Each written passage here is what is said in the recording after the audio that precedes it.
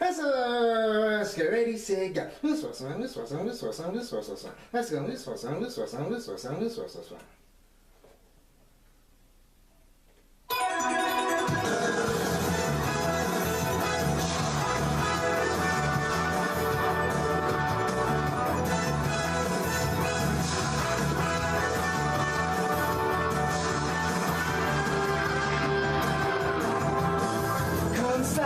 Rainbows in the sky, let's fly away like a bird. You're free to see the boundless face of the earth. Let the wind blow you like a knife and glide away. Far beyond the clouds, you'll find another place. If the road ahead seems so cold and gray, night never turns to day. Don't you be afraid. Go and fly away. Chala, hey chala. No time to hesitate. Go on and search the earth. Within it lies a magic surprise. Oh, chala, hey chala. Don't be afraid. You got the power to get through the darkest nights. Chala!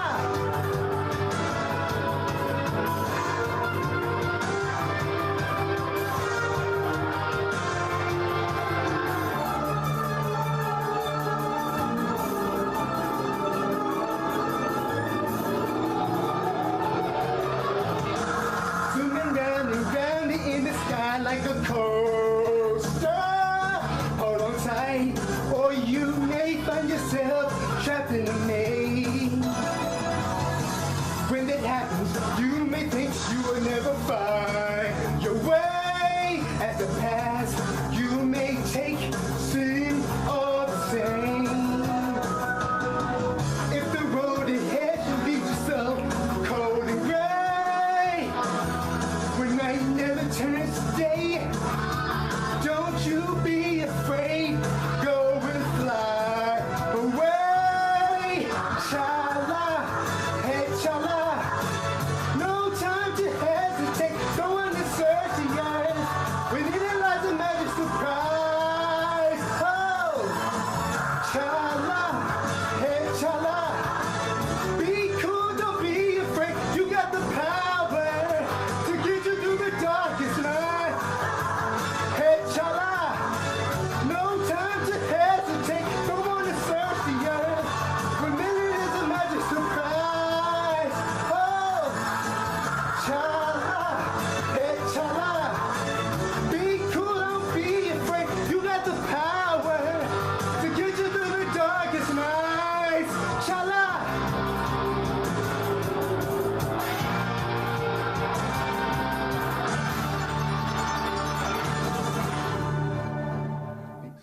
That's a Dude, fucking leave me alone. I'm autistic. What up, YouTube? We got ourselves a drink combo, which starts with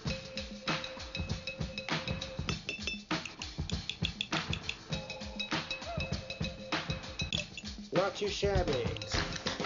A cherry peach beer float, cherry peach beer float, a cherry peach beer float, cherry peach beer float, a cherry peach beer float, cherry peach beer float, a cherry peach beer float. We're gonna have just one for the weekend.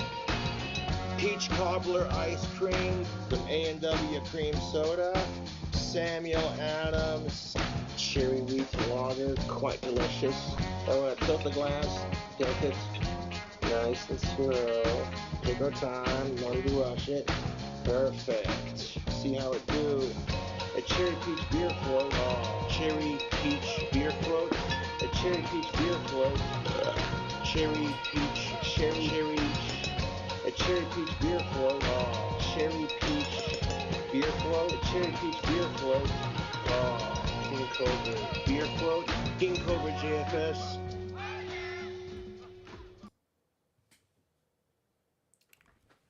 Friday night, and you know what that means. It is time for Spaghett Friends Toy Show, Episode 354.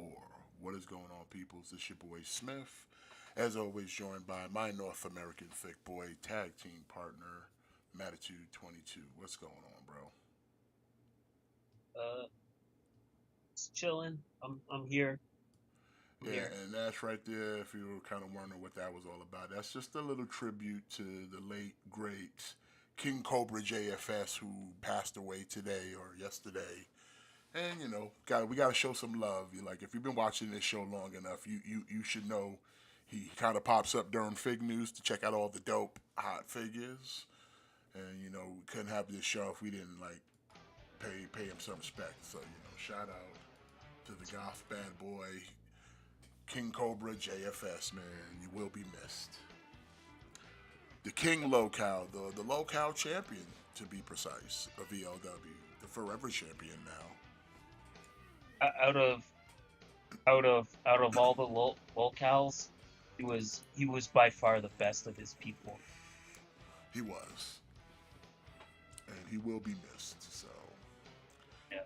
listen, now he gets to hang out with his idol Ozzy in the sky. So, big ups. You know, he gets to be reunited with Puff. Sad day for Cobra fans out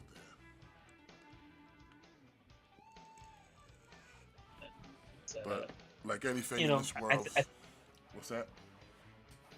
I was just gonna say, like, I think we made fun of Cobra a lot, but it was always with love. Like, it was never like.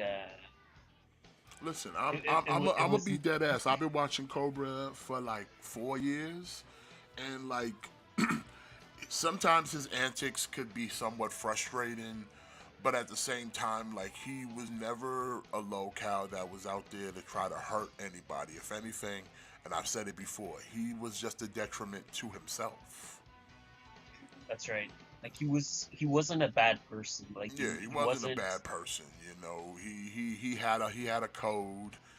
You know, as weird as it was, you know, he fuck sickos. We only mess with of age, sickos. alive, non-related, consenting females. Okay, fuck sickos. Cisgender. Oh yeah, cisgender. Yeah, fuck sickos. Fuck sickos. Yeah, like I said, I think, like, as much as like people made fun of him, I think it was always done with love, because like you said, like, he's a detriment to himself. Like, the way he was living his life was a detriment to himself, but like, he never hurt anybody.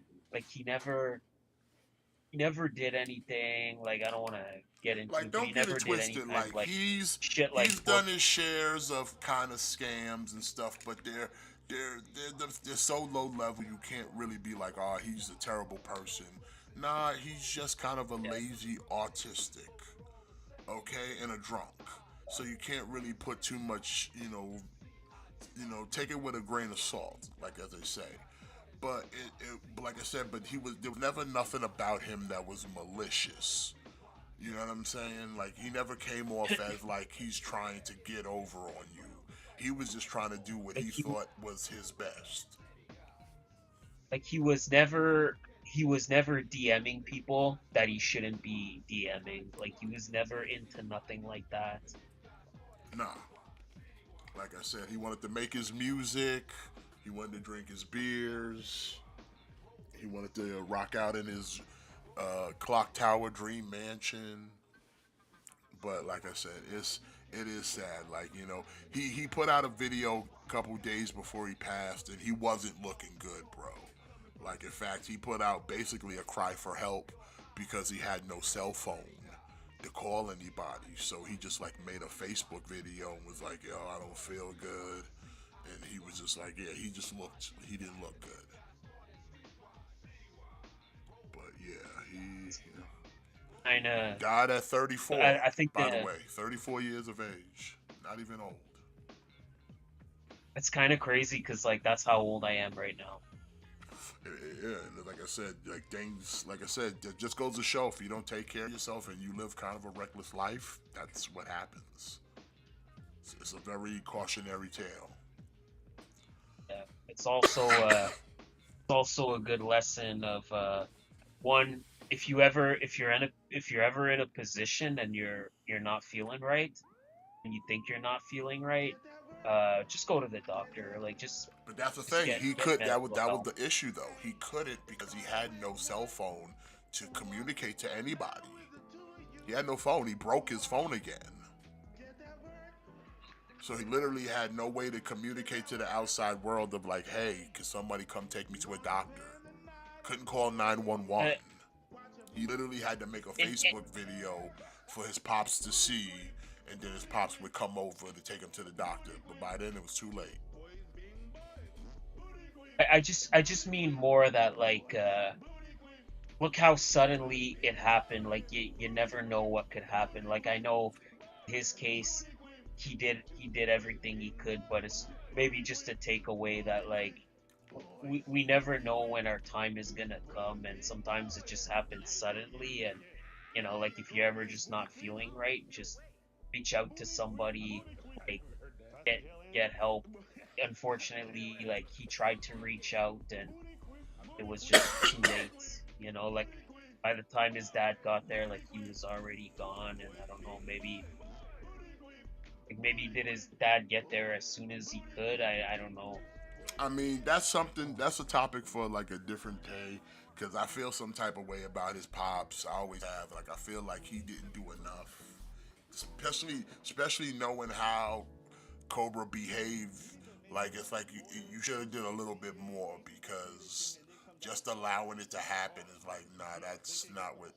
Like sometimes you might have to intervene on people who can't take care of themselves. And Like what was I the feel what like Clint did the bare minimum.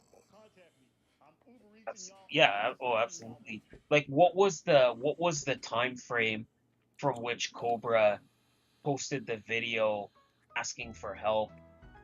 It Like was how literally long like after it that was did his literally like dad a get day. It there? was like a day ago. Yeah, so like maybe had his dad went right away. Could it have been different? I don't know. We'll probably never know. But these are just kind of like life lessons where like you know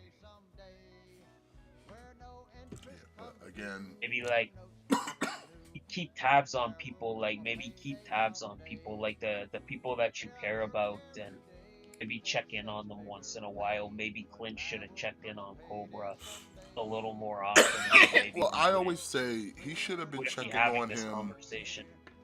He should have been checking on him literally when he was out there making those funky meads. When he was out there making those funky food hacks. Like those were the times I feel like you should have stepped in and been like, all right, Josh, that's enough. Like you gotta stop doing this. This is not healthy. You can't be doing all these things and like intervene a little bit. But he didn't do none of that. It's just like, oh, Yes, he wanted to make content, but it's like the content he's making is poisoning him. like the Meads, I think was Meads. I think was a big I part mean, too. Like literally a couple weeks ago, he ate a sandwich. Like somebody, okay, right after Ozzy died, a fan sent Cobra a Wendy's meal. You remember that Takis meal they had? okay, yeah, Somebody sent him the Takis meal. And because Cobra already had food in the house that he was eating, he saved that meal for later. But instead of like saving a meal like you would normally do, like put it in the refrigerator and then eat it later, he left that shit on the counter for 3 days. You know how much bacteria builds up on a sandwich in 3 days? yeah. And then he ate that shit like it was no problem, bro. And I'm just I like, think bro, yeah, like you can even Google it and it'll tell you like the amount of bacteria and things that'll come out of you leaving food unrefrigerated and in room temperature for like a couple over 24 hours is damn near deadly. like I would understand maybe like if you had some food like for dinner, and then you pass out and then you wake up in the morning Okay, you know, maybe maybe I mean, I've done that that's not before. that I've done bad. that before where I've left food out and like fell asleep and then woke up in the morning and it was still like on the stove and it's like, yeah, I've eaten it because it's like, it was covered up. It was like half the time it was warm and it just cooled down. And I know like for food purposes, you don't normally put hot food directly into the refrigerator. You're supposed to let it cool off Yeah, first before you put it in. So that's why I'm like, all right, no harm, no foul. But 3 fucking days? No. Overnight is one thing, but 3 fucking days, that's a whole different ball game. Plus we're talking about that shit was a chicken sandwich. So like I said, it's just all kind of potential of just for bacteria growth and everything. yeah, like it's like you said, right? Like we've all like let's say you order a pizza and then you don't finish the pizza and then you just leave it on the counter and then the next morning you refrigerate it. But when you're getting into like 3 days, your your Takis chicken sandwich is sitting out for 3 days unrefrigerated, and Remember, there's mayo and unrefrigerated stuff on that. in a trailer in the middle of the summer, and this trailer ain't like air conditioned or like properly like that. So you gotta imagine that it's probably an average temperature of like probably like 60 something degrees in that trailer, and that Yeah, sandwich sat there for 3 days, not refrigerated. Like that's wild. And then, like I said, he sat there and ate that shit. He ate the French fries too. The French fries were hard as fuck. He even said it. Like these French fries are hard as shit. Yeah, because you let them sit for 3 days. The only thing that was good in that whole meal was the Takis because they came in their own original bag. yeah, Everything else was like toxic. Like, why would you eat that? And he ate that shit. And that's not even just that. Like, he was doing that to a bunch of food where he would just make food and leave it out like for like a day or two and let it sit and then fucking eat it. And it's like, bro, like half of it he let because he had to let it cool off because his teeth were bad and he couldn't eat any hot or cold food. So everything had to be eaten room temperature. So it's just like, bro, he was just out there just eating all kind of nonsense. It's wild. Like I was always saying, like man, he then like his last few videos he put out, you could tell like his ankles and his foot was swollen. He had like some lumps pumping out of his stomach. Like bro, he was looking in bad shape, bro.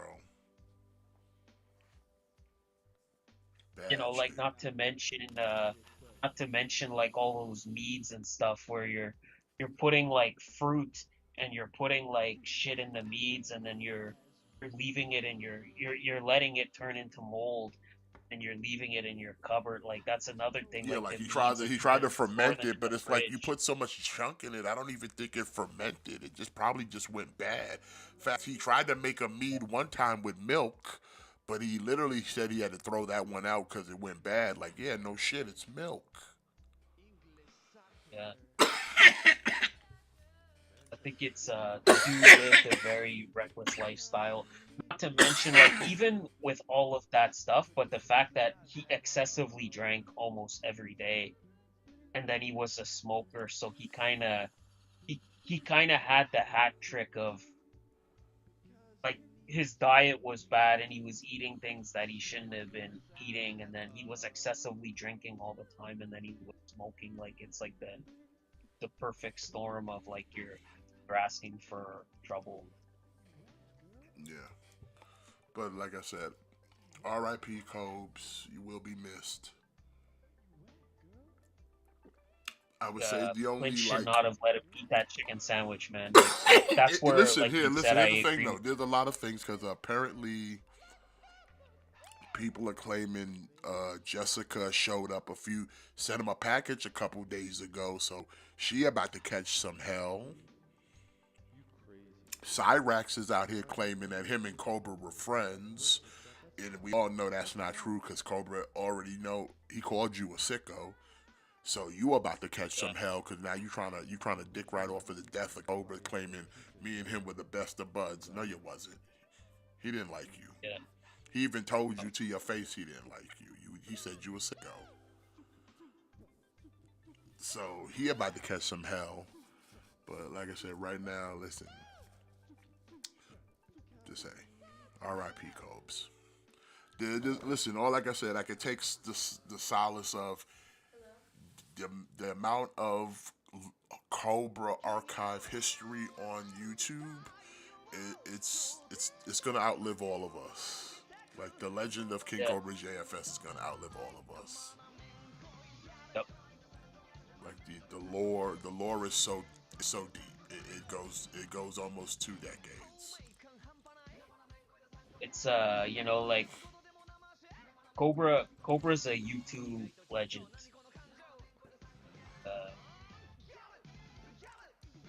And I wouldn't even hopefully, say like he's a legend for all the right reasons. He's a legend for the wrong reasons. I would say Cobra is a legend for all the weird reasons. Because Yeah, this is the like, best again, way to like you describe said, him. He was weird. Like everything about his life was weird and crazy. So it's like, yeah, if you're gonna say like he's a legend on the internet, yeah, for all the weird reasons. Because it's just like that's right. Yeah. because there was nothing really, like I said, it wasn't right, but I wouldn't say it was wrong. It was just like, yo, this is just weird from the cast of people that would come to his home, and just the different sagas he had through the years. It's just like, bro, this shit is weird as hell. From all the people sending him weird DoorDash food, and just all kind of crazy shit. All the drink combos, him having blackout streams and shit, police coming to do fucking wellness checks, all kind of crazy nonsense, just weird, crazy shit. See, like that's the part where like maybe Clint did not do enough. Like I don't think he did Yeah, enough. he did Like it when he's because, like I doing said, all these things were happening online. So it's like you, as the father, you should be able to see some of this and go, you know what, I need to put a stop to this. But he didn't do any like of that. when he's doing streams and like he's passing out on streams, how do you not see that like okay like and like he needs to be in like rehab, like he needs to be like not drinking anymore. Like how do you kind of or when you see like he's eating a chicken sandwich that was sitting out for 3 days, like how do you not be like let me go check in on him, or like the meads, like once he started doing the meads, like how do you not go and shut that shit down?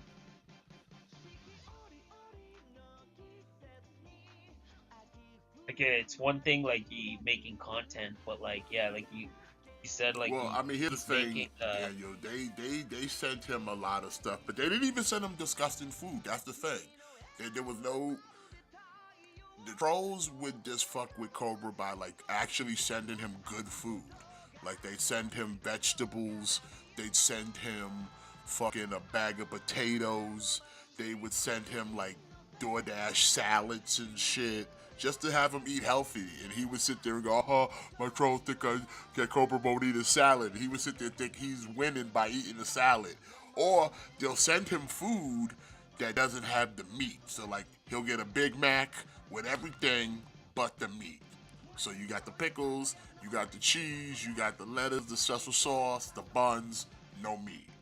And then Cobra would fucking think he's gonna own the trolls by putting cat food in the fucking Big Mac and then eating the cat food Big Mac. That's his way to own the trolls. I'ma eat the cat food in the Big Mac. Or when they sent him the Subway sandwich that was nothing but sauce. Like literally just sauce. It was a sauce sandwich, and he ate that shit. He wasn't supposed to eat it. He was supposed to throw that shit in the garbage, like a normal adult would do. But no, he decided I'm gonna own the trolls and I'm gonna eat the sauce sandwich. So like they never really sent them nothing gross. They would just send them things that a normal person would have just said, haha, funny, in the trash. Like they once sent him, they sent him a Dorito Locos tacos that was literally just a taco shell and fucking lettuce. Okay? It was a taco shell and just lettuce. No meat. No meat. So yeah, like they weren't sending him like shit that was bad for him. Like they weren't sending him stuff that was inherently bad. They were just They were just sending him stuff that most people would kind of look at that and like most people get a Subway sandwich and it's nothing but sauce. They're just they don't eat it like most people. But it wasn't like it was poison. It wasn't No, like it was like it was just expired. all the sauces that Subway has in one in one loaf of bread. Okay, that's it. I don't even think they put lettuce on that motherfucker. It was just sauce. Or they'll send him food like sardines or like canned squid.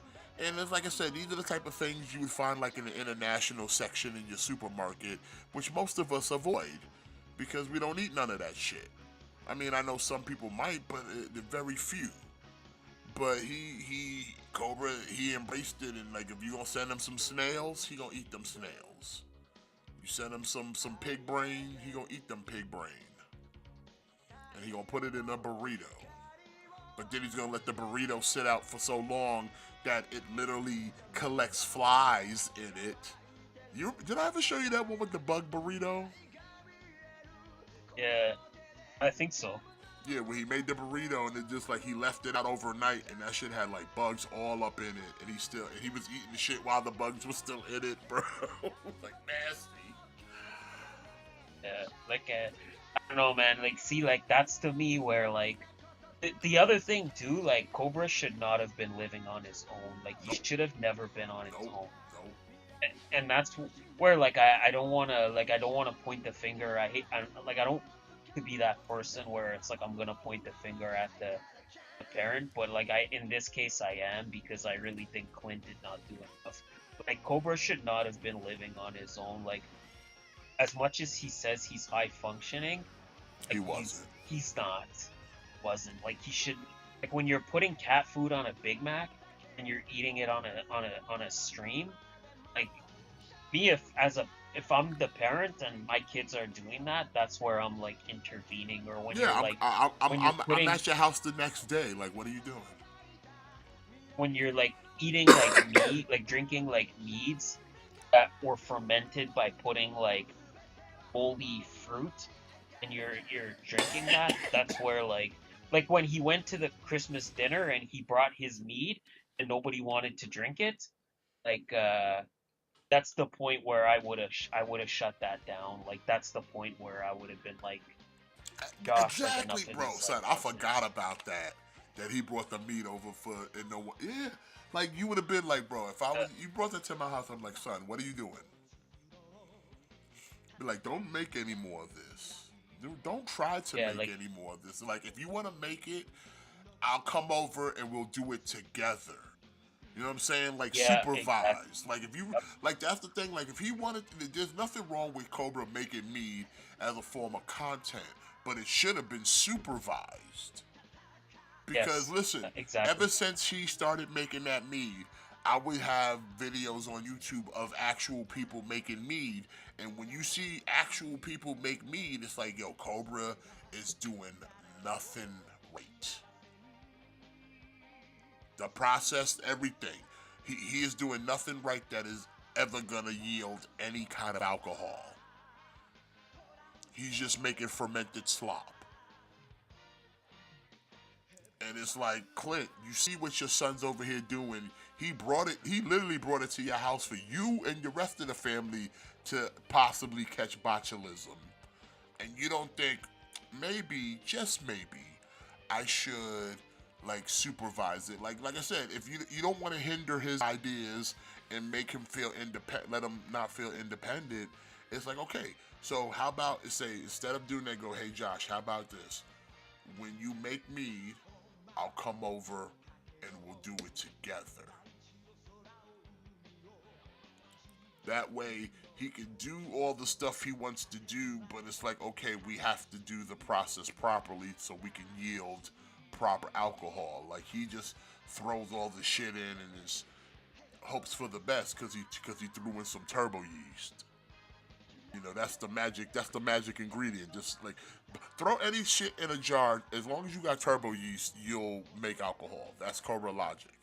As long as you got sugar, Yeah. water, and yeast, you're automatically gonna get, fucking alcohol out of it. And it's like, no, that's not the case, especially if you're not doing it right.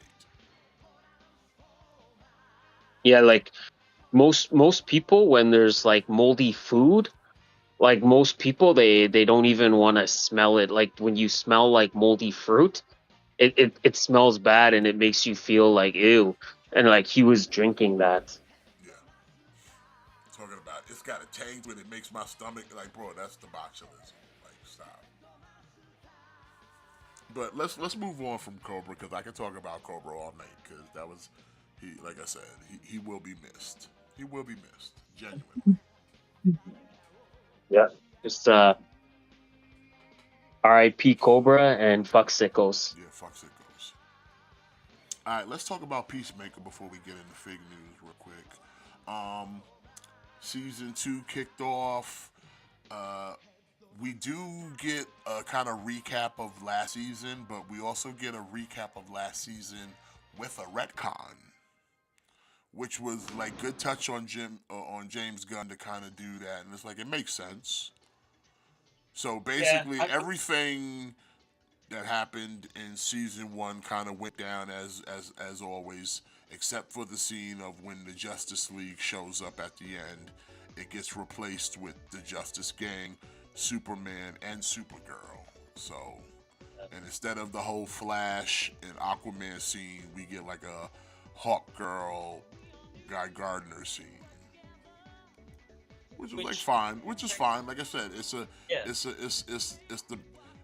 a quick, easy retcon. Let's keep it moving. Don't even think about it too much.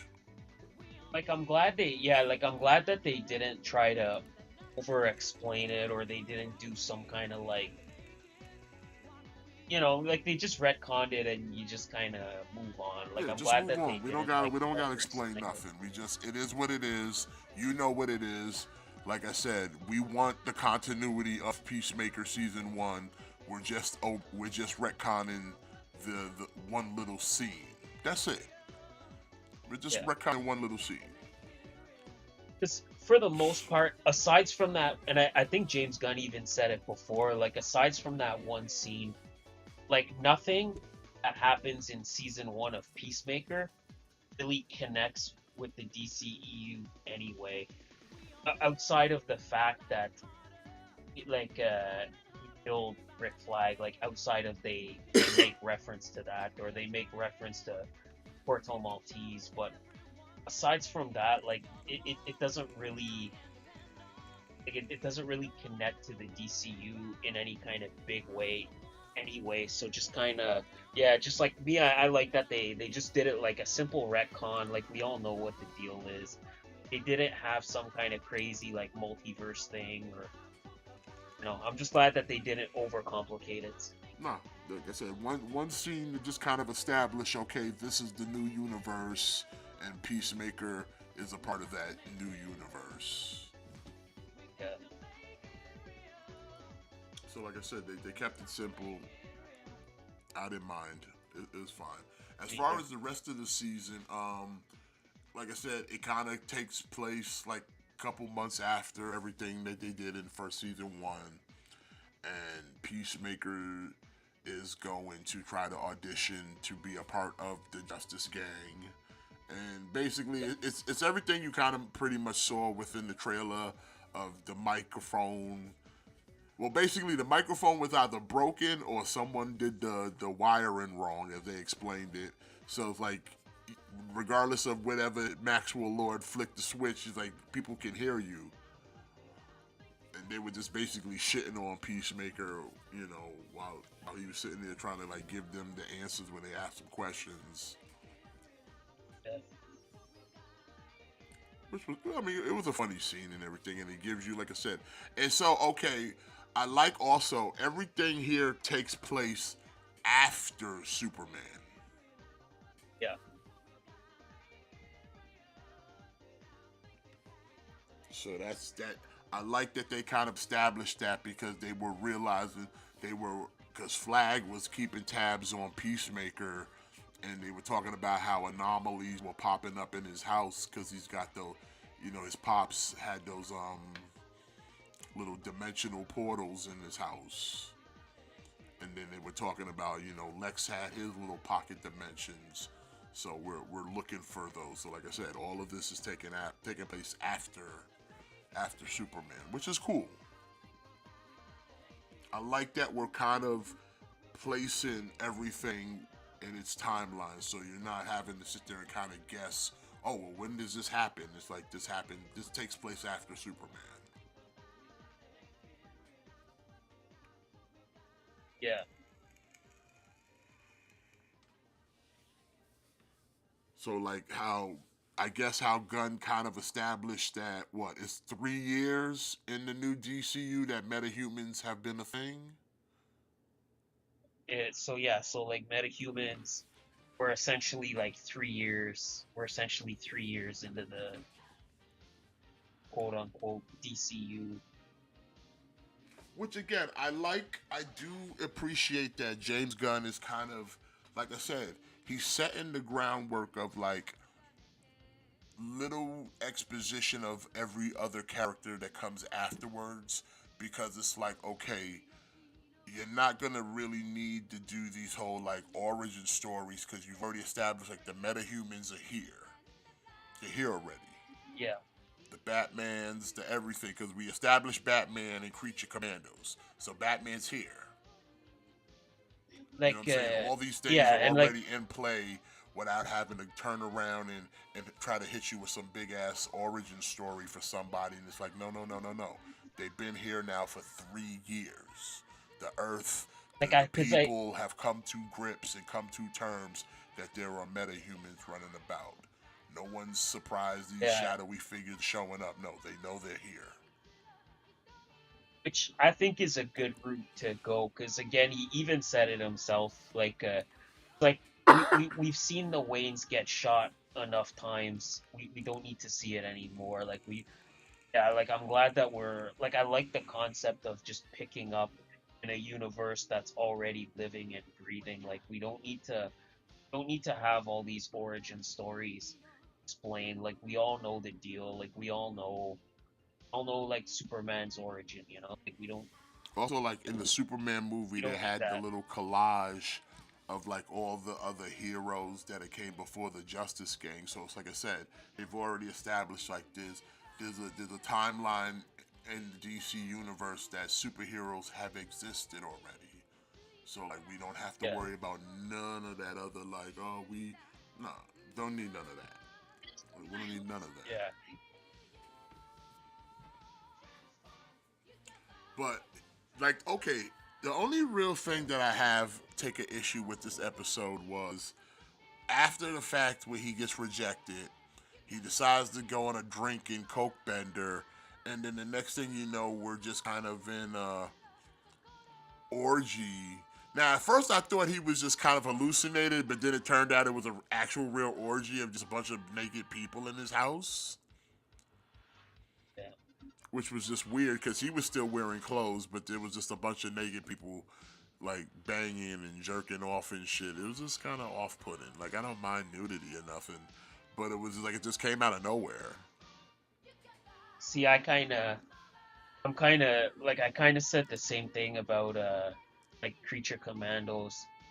Like I sort of don't think we really needed that. Like I don't think it didn't add anything to the story. Like it's just like was it meant to be funny? Or because that's the thing I couldn't take away from it, because I'm like, he gets all drunk, he gets high, and he's kind of just like, he's just kind of getting zoned out because he just got rejected. But the next thing you know, we just got like a room full of just naked people, and I'm like, okay. And like I said, what breaks kind of the immersion is he's still fully clothed. So it's like you got a room full of naked people. When I say naked, just straight naked. And dancing, and like I said, just like straight orgy. You got dudes jerking off. It's just a wild scene.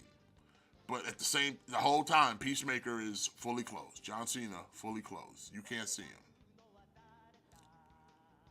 And then next thing you know, he ventures off into the closet, which he did in the opening part of the show, and he went through another door where he saw his pops, and he panicked and ran back through it. But then, like I said, when he gets all high, during the orgy, he goes into it again and goes through the door.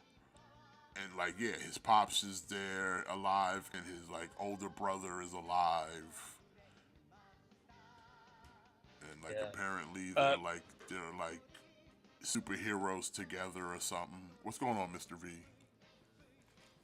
yeah, I have to agree. Like again, I really don't. I just don't think we needed that scene. Like that's something I would expect out of the boys, but because the boys is that type of show, like you already know what to expect out of the boys. But I don't want like I don't want the DCU to be that, you know. And we sort of got this scene in Creature Commandos where it was like Rick Flag and the princess or whatever, and they were like the bathroom. Yeah, they're banging in the Like I bathroom. sort of and I sort of said the same thing where like I don't think we really needed that scene to be there, and I just now it's like you've just taken it over the top. Like I just like having him showing him do the cocaine and showing him the drinking, like that already conveyed the message enough.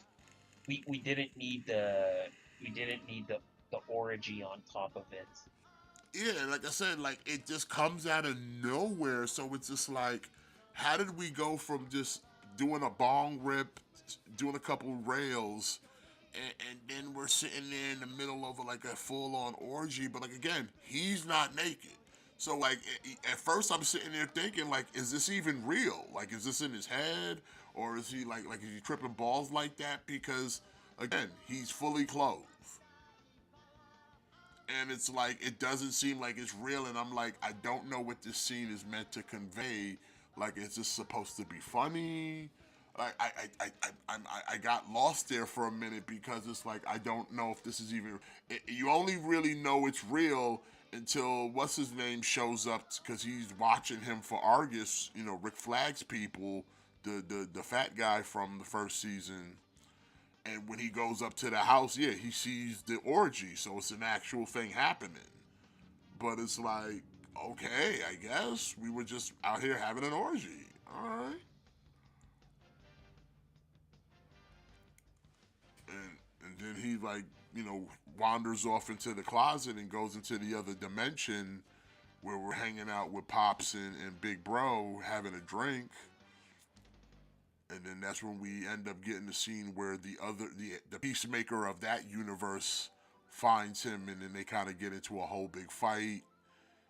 Spoiler alert, by the way, he ends up killing that Peacemaker, and yeah, that's where the show kind of ends there. Yeah, kind of gives you maybe an idea of like where we're headed next. Well, based off of like if you watch some of the previews for next episode, it seems that like the Peacemaker of that universe had a better life. Like he was a hero. Him and his father was there. His brother was there. They were all good people. He was in a relationship with that female that he worked with in the first season. Which, by the way, she was going through her own arc. Because I guess she got blackballed. Because they all got blackballed because of everything that went down in the first season. Except for the one dude, like I said, he's working for Argus. Do you know that's James Gunn's wife? Yeah. Yeah. Like she gets a lot of screen time. Yeah. She had a whole bar fight scene. She gets a lot of screen time. Yeah.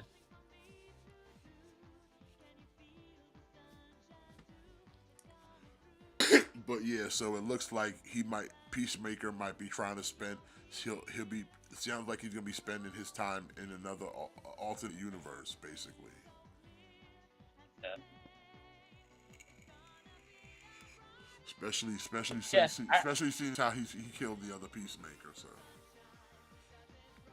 I would be like majority like thumbs up on this episode. Outside of the orgy scene. Yeah, it was still a good episode outside of the orgy part. I just don't think we really needed that. Plus, how's that going to work in syndication? They got Peacemaker season 1 on like TNT or something like that now. How's that going to work in syndication? It's because it's like And I mean, it's like and it's like not like now. a few minutes either. It's a lengthy fucking scene. It Yeah, ain't like it just comes and goes. Like, no, you sit there and linger on that shit for like a good couple minutes of an and orgy. like I know he said that like he wanted to make shows and movies where they're connected, but like he's like, you don't have to have had to watch Creature Commandos to watch Peacemaker, or you didn't have to watch Superman to watch this. Like, and I know that's kind of what he was saying, but it's just like, I don't know. Like like, let's say you got kids and then you take your kids to see Superman, and then they want to, oh, what's the next chapter of the DC, and it's Peacemaker, and then like, well, you can't really show them like Peacemaker now Yeah, because it's straight. because it's not You got a even. straight orgy, and it's like I said, when you see everything, you see everything. There's mass. You see Yeah, dudes dong hanging, naked women. Like I said, and they take their time on it. Like this scene lasts a good couple minutes. It's not like a scene that just comes and goes, and then you kind of use your imagination. No, they said, "Fuck your imagination. This is what we mean." Like for real. And it's yeah, just like, like what? Like, is this supposed to be funny?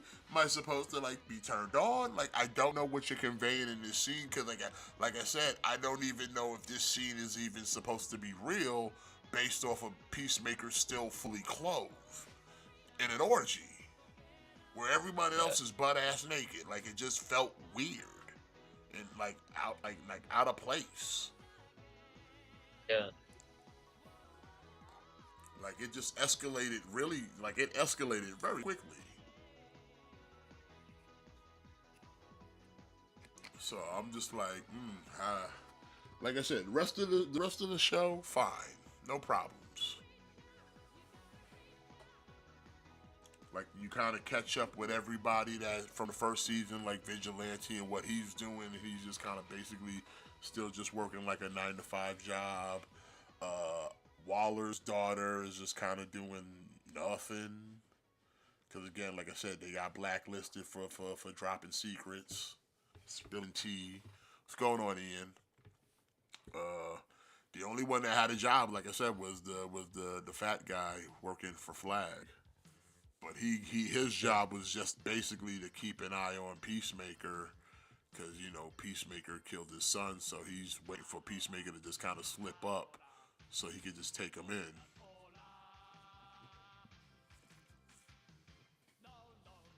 So I'm definitely interested to see where they take the season from here, especially with all the like parallel dimension doors he got going on, because there's apparently like Yeah. 99 different doors in that little space.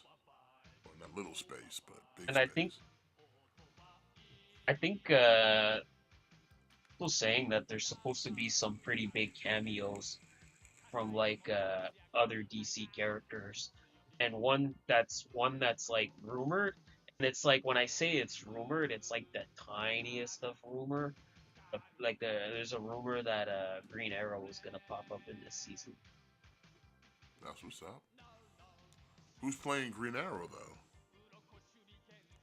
So I don't know. I forget. I don't know. Like, the dude is like an unknown, Okay, or I mean that's fine. maybe some people know him, but because I think I think he had posted on Twitter that he was gonna be on the show, and that he was posting a bunch of like Green Arrow artwork, and then he posted a selfie from him on the set of the show where he basically had the goatee and the blonde hair, and people were like, he was posting a bunch of Green Arrow artwork, so I think that kind of led people to be like, oh, okay. So that's where I say, like, there's no like evidence to support it. It's just that this dude was kind of heavily suggesting it, and they were saying that there's gonna be like a big cameo, like one where we're not gonna be expecting it. Like they were said there's gonna be a bunch of cameos, but they said there's one that's gonna be like really unexpected. Maybe it's So some Batman. people are thinking like, yeah, you never know. Some people are thinking like Lex is gonna be Lex Luthor. Some people are thinking it's, we don't know. And he said the last 3 episodes are the ones where it's gonna give you a big indication of where this first story arc for the DCEU, because he said there's gonna be an overarching story where all the and monster stuff are gonna connect. And he said that when you watch Peacemaker season 2, last 3 episodes, you'll have a better idea of what the overarching story is, and then it'll connect more in Lanterns. And so the last 3 episodes are supposed to be pretty big, to the degree where like people that got screeners, they did not get the last 3 episodes. So like the last 3 episodes are very like hush hush. Hey, man. So Look I'm forward to seeing I'm watching excited to see more where of we go. Peacemaker then. So hey, let's go. We'll surely talk about the next episode next week, so we'll do that. But let's jump Also, into it. What's that? opening dance did not hit as hard as the last one. I think Nah, I will just say it that. was fine, but I wasn't like I didn't care that much to be honest. I didn't think the song choice was as good.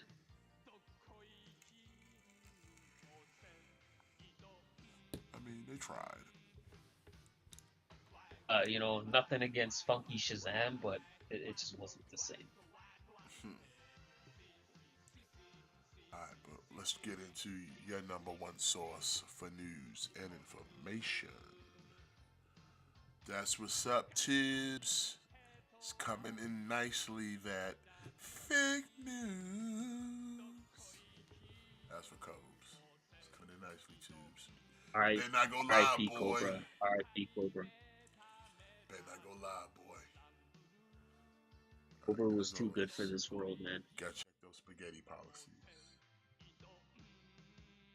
All right, so we kicking things off with NECA. We've got some Mirage Comics TMNT. We got the Nobody. And then look at that, Cobes. See, Cobes here too. See, Cobes has always been here, bro. Don't anybody tell you different. Mm-hmm. Kobe's always been in the house. He's a big Cobes just Spaghett chilling Friends out. supporter. That's right. Yeah, this is kind of where like every time I think I'm done with Turtles, like they find a way they find a way to pull me back in. Because now like start making like the super, like if they start building that like superhero team, I forget what they're called, like something like Justice. But if they really start building that team and they start flushing out that team, then like I'm absolutely. See, I'm not familiar with Nobody, but he looks good though. I ain't gonna lie. He's like the quote unquote like Batman of the Justice League of their universe. Like I like the look in the soft good cape. I mean, minimal with a gun and a little grappling thing, but like I said, it looks cool. Yeah.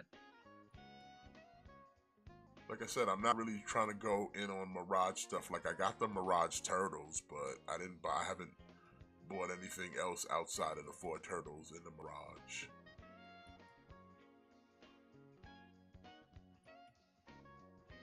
But it looks cool.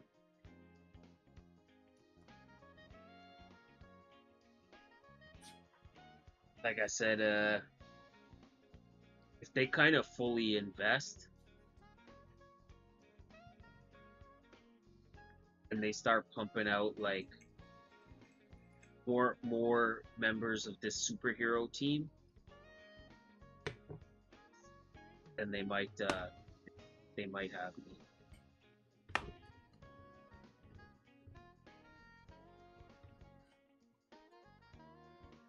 Nice. It's almost time to smack. Justice Force, I think they're called.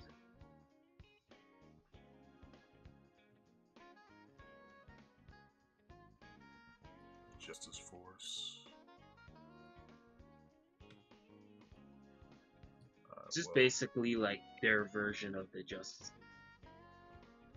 Well, nobody set you back $42. Expect to pay more. First quarter of 26.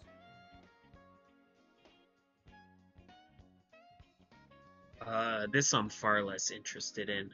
Same. A cyborg Donatello, which yeah, this does absolutely for me. Like I said, I never got in that hard to Mirage stuff like that. So, I mean, it Like, looks me neither. interesting, but I'm like, nah. Like, see, like the superheroes, like I mostly remember them from like the 2003 animated series. Like I mostly remember them from that.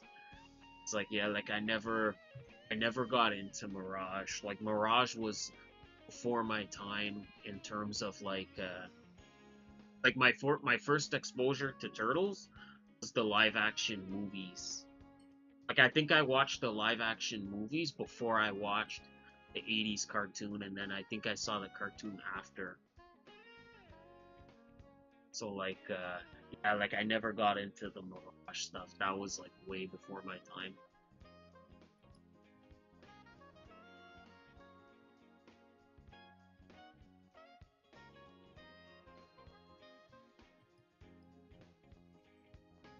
What time?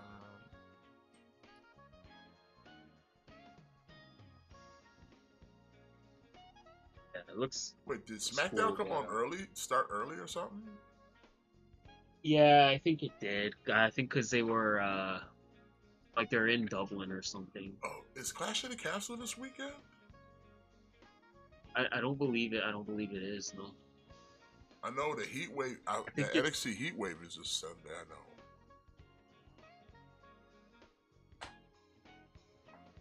We're gonna be going head to head with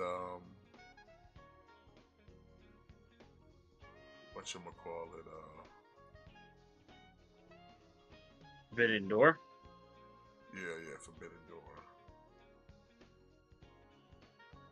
That's alright. SmackDown. Yeah. I'll just watch it anyway. Bro, I didn't even know they was doing early start time. That's how little I'll be checking the schedules. Like, hey, they come on at this time, I'll watch it at this time.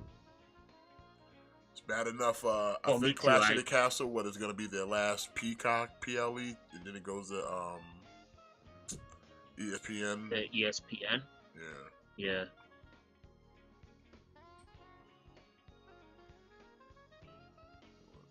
That's whatever, bro. God, make me go through all these different avenues just to watch wrestling, man. And they Yeah, wonder. like I said, They wonder why so many. the Cyborg Tello is, like I said, it's fine, but it doesn't do anything for me. Yeah. It's just like I could see if you're like a hardcore Mirage fan, I could see maybe like this does something for you, but yeah, for me like this does nothing. Even though it looks cool, it's Hey, not something listen, where I thought there was no more juice left to squeeze on TMNT, but I clearly was wrong. but like me too, like I kind of keep thinking I'm done with Turtles, and then they keep pulling me No, back. I'm still done. I haven't folded on that. I still have been done with Turtles as far as buying anything TMNT related. But like the fact that like the Ronin stuff, yeah, that's easy to avoid. But it's like the Mirage stuff is like, wow, man, they're going in on the Mirage because what else can you do? You did all the cartoon stuff. But I didn't know the Mirage went that deep. Like I didn't even know the Archie stuff went that deep. But it's like, hey, if they still got enough, if there's enough juice left to squeeze, then go ahead, man, go for it. Yep.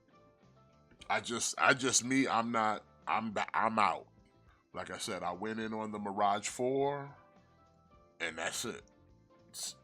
I cut myself off. I was like, nah, I'm good. I'll just stick with the Turtles and call it a day.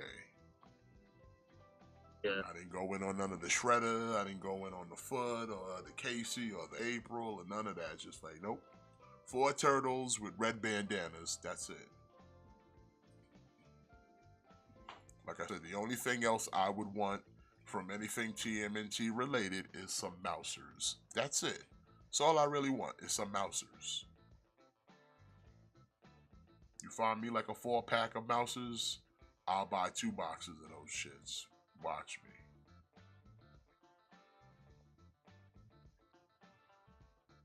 Yeah, I feel you. Oh shit, what was Becky I Lynch said doing on SmackDown? At this point, the only thing I want out of the Turtles is I just want us to, if I could have all of the vintage Playmates figures, but if I could have them by NECA, and I'd be good with that. Like that's at this point, that's all I really need. Oh, but if anyone's looking for since we're on the topic of Turtles, which by the way, just fake news will probably be turtle heavy, just keep that in mind.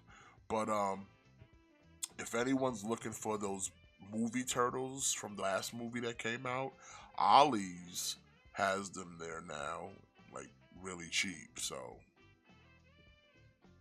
and they look pretty good for turtle figures. I was slightly tempted to pick them up, but I was like, don't really need them. Yeah. But I now know if I change my mind, I'll go to Ollie's and get them really dirt cheap. Cause they just stocked up on some new stuff at Ollie's. Nothing that great, but there's some new stuff there. Y'all don't have Ollie's in Canada, do you? No. Oh, that sucks. Do y'all have something akin We have to stores. Ollie's, which is a discount store? Yeah. Yeah.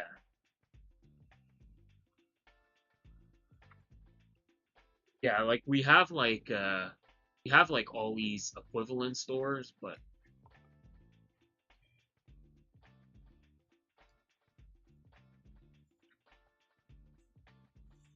All right, well, Cyborg Tello will set you back 47. Expect to pay more first quarter 26. And rounding out this group of Mirage, we've got Raphael as Shredder. yeah, it's kind of the same deal. Yeah. Like I said, it looks fine, but like I said, it doesn't do anything for me because I really didn't read the Mirage like that. So, I read like I had a couple comics, but I never really got into it like that. But like I said, I was more in on the cartoon than anything. So, Yeah, like I said, like Mirage was way before my time. Like in terms of Turtles, like I said, like so I've gone back and like I've just kind of absorbed some stuff from Mirage like through osmosis, but like that's the extent of it.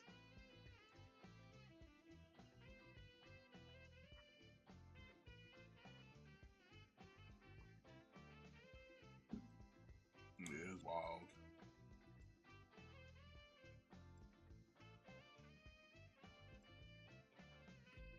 Yeah, like I said, I don't like he looks creepy. Like his face is jacked the fuck up.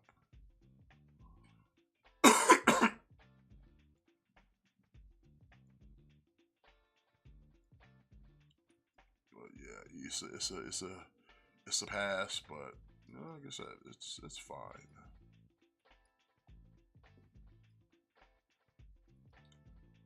Shredder Wrath 47. Expect to pay more. First quarter 26.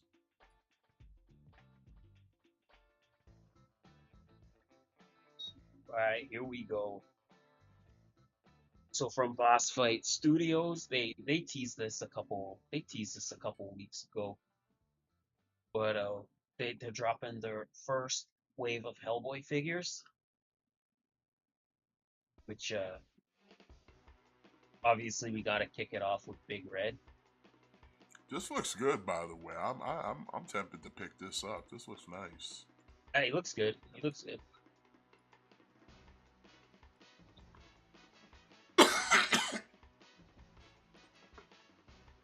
It's very more kind of like comic style than like, like Ron Perlman style. Yeah. And look at that. 2 fucking fists. Even boss fights. Come on, you know what's going on. 2 fucking fists.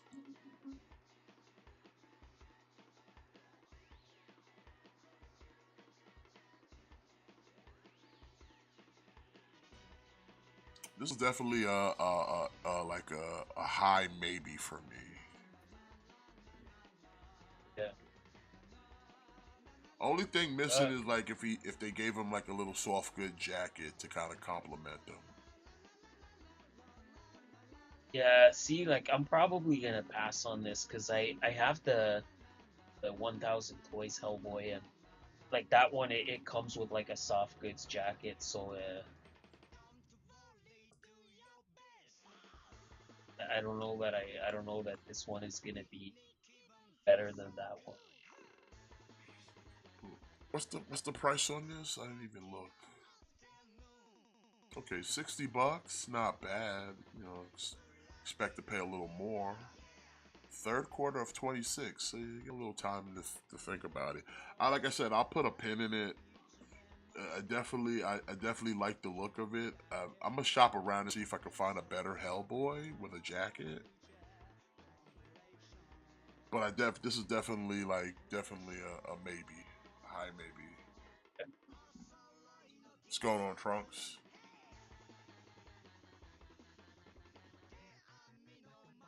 It is kind of weird that they did him without a jacket. I would think that, yeah, like, why wouldn't he have a jacket?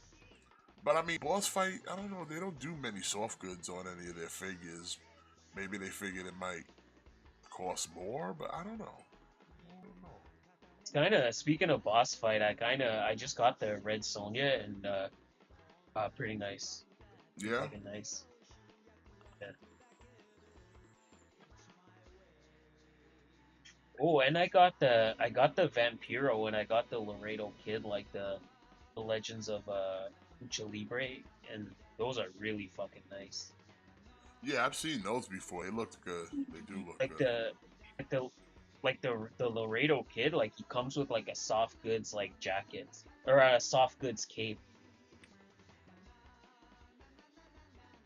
That's like Boss Fight's another company. They're kind of like Jada, like they're putting out good stuff. Like they're putting out good stuff. Like they got the Garfield stuff coming up, which I'll probably buy at least the base Garfield.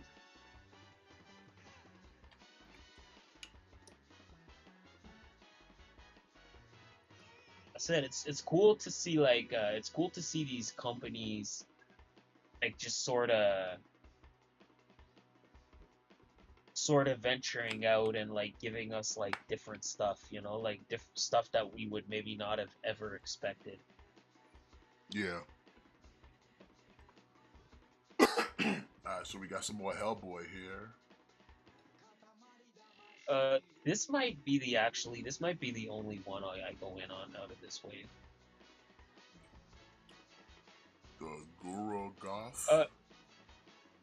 Daniel, my answer to that is always gonna be like, if you want more, you have to buy these ones. You have to pre-order these ones. Like you have to support these ones. Like if these first figures come out and they're like a flop and nobody buys them and nobody pre-orders them, then there's a good chance we don't get anything else. So like that's always my answer is if you want if you want more, then you have to support these ones. I mean, it's possible they do the full demon with the jacket. Yeah. I'll probably get this guy. Like I remember him from the movie, like the not the last movie that came out that was like garbage, but the one before that. I'll probably The last one that was probably fuck with garbage. it.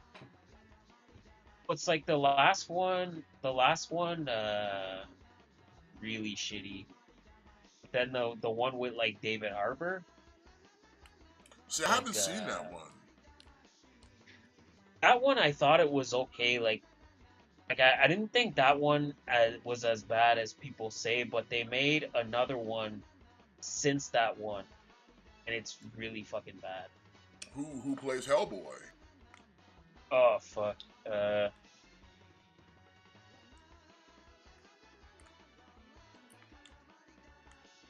it's let's Jack Jack Kessie. Who? Exactly. It's called Hellboy and the Crooked Man, and yeah, it's fucking hot garbage. Hmm. Like it looks like the porn parody of Hellboy, except it's a real movie. Like people thought that like listen, like if you watch that movie, you will have a new appreciation for the David Harbour Hellboy. Like I'm telling you, people said that one was shit. Watch this new one and then tell me that one was shit. Like watch them back to back and then tell me which one is really shit.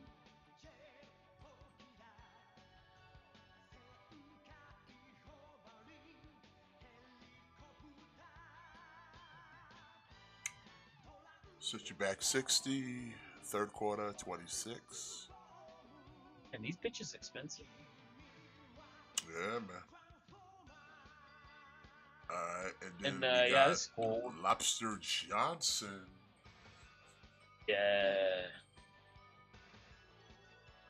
Which again, I just got the Thousand Toys one not that long ago, and I kind of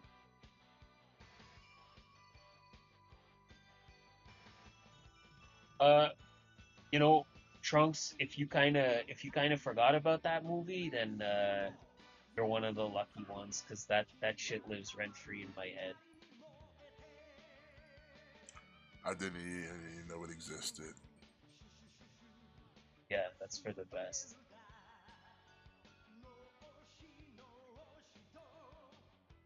I mean, Lobster Johnson looks good over here. Yeah, he does it good.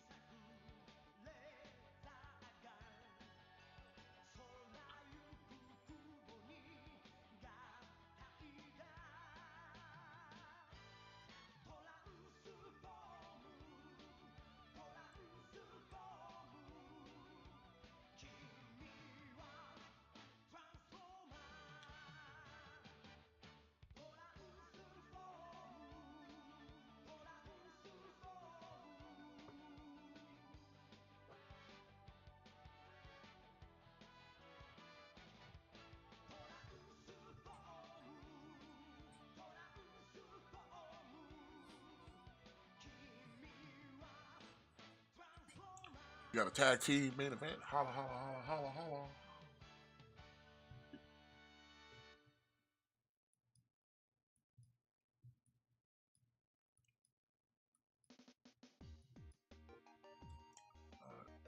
Lobster, Lobster Johnson here. 60. Expect to pay more. Third quarter of 26.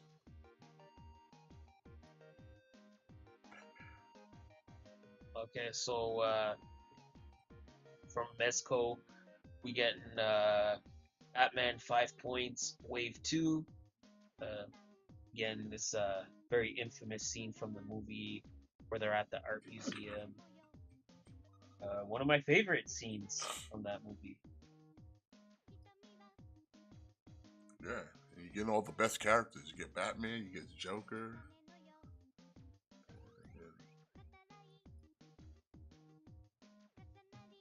dude who holds the boombox for Party Man. Party Man. Party Man.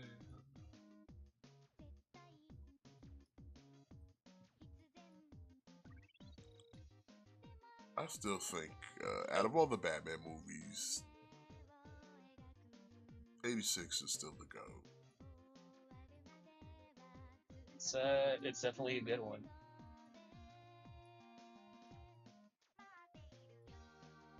Like, I feel like it had, because it was like that Tim Burton jump off, it had just enough darkness, but with a little bit of camp, but also gave it still, like, treated it a little bit serious. Like, he gave it all the right ingredients, like, just the right spices. Like I said, down the line, it just got goofy. But, like, Batman and then Batman Returns were just, yeah, they work. This was, like I said, it's when we got into your man Schumacher. Like I said, shit just got to get goofy. And it just kind of became a parody of itself, almost. I mean, that's just my opinion, though. Oh, you're right, though. You're right. All right. $70. Expect to pay more May of 26. Okay. All right, here we go. We got from Ghost in the Shell.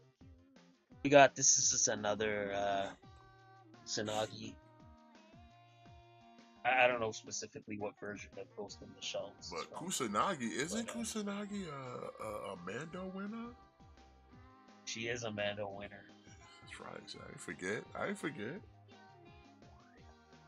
She won the like robot brackets. Oh yeah, that's right. We had like cyborgs. Yeah. Look at that, man. The Mandos, kid. A lot that the hallowed halls right there of champions. She's on. She's one of the illustrious names that sits upon the Mando Cup. Never forget. Right there, right up there with All Might, King Ghidorah. Who else am I missing? I think Jason Voorhees won a Mando. If I'm not Yes, mistaken. I think Jason Voorhees did. Yeah.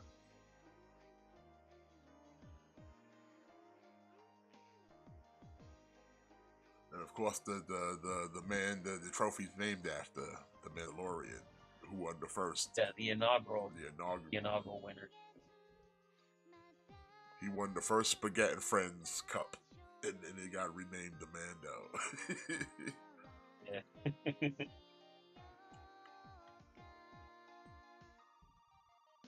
It's a great tournament.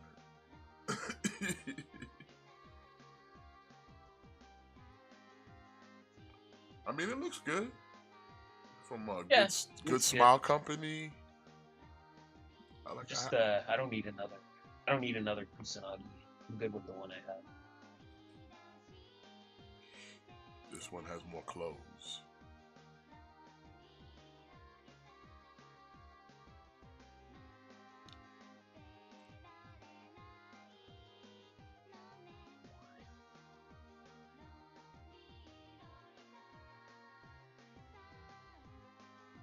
I mean, I like it comes with the guns and everything. It looks good.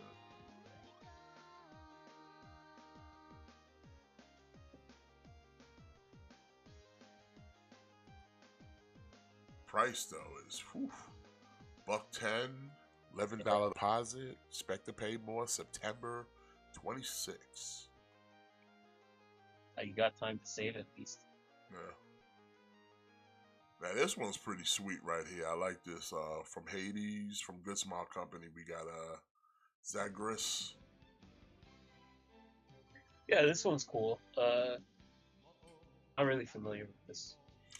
It's a game. I don't know if you played it before. You never played Hades? I don't think so. It's a pretty good game.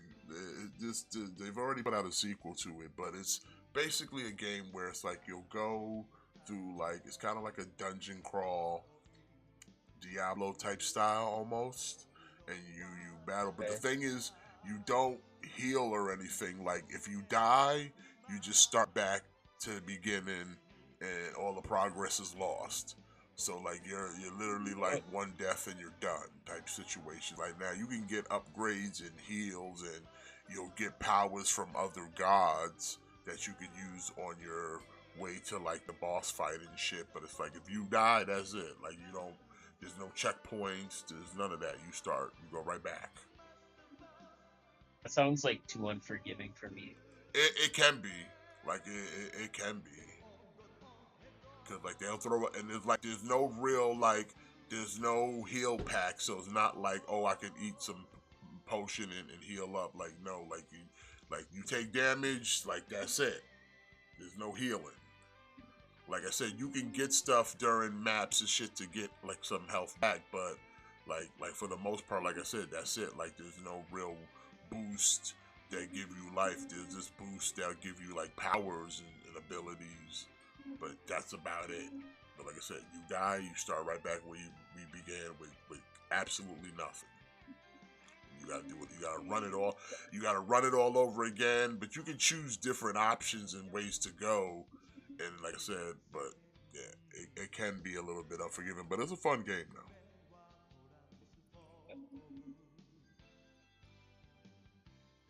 You just like battling other gods and shit like that, and you get powers from other gods. Oh yeah, it came in. It came in trunks. It's nice.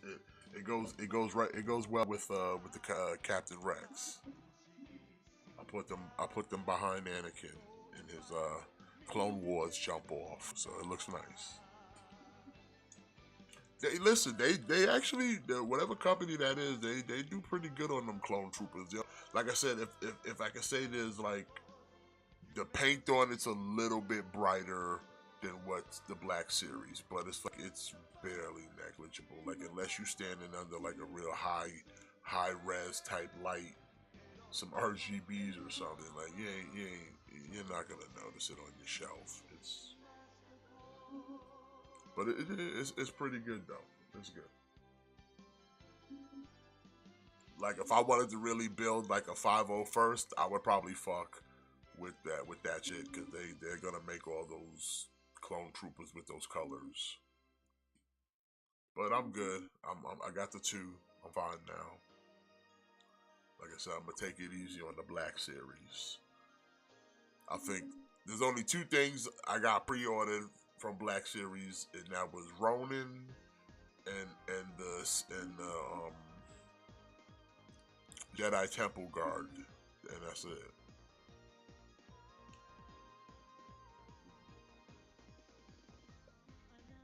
Other than that, I takes it easy because, like I said, I'm not all in on Black Series. I just cherry pick.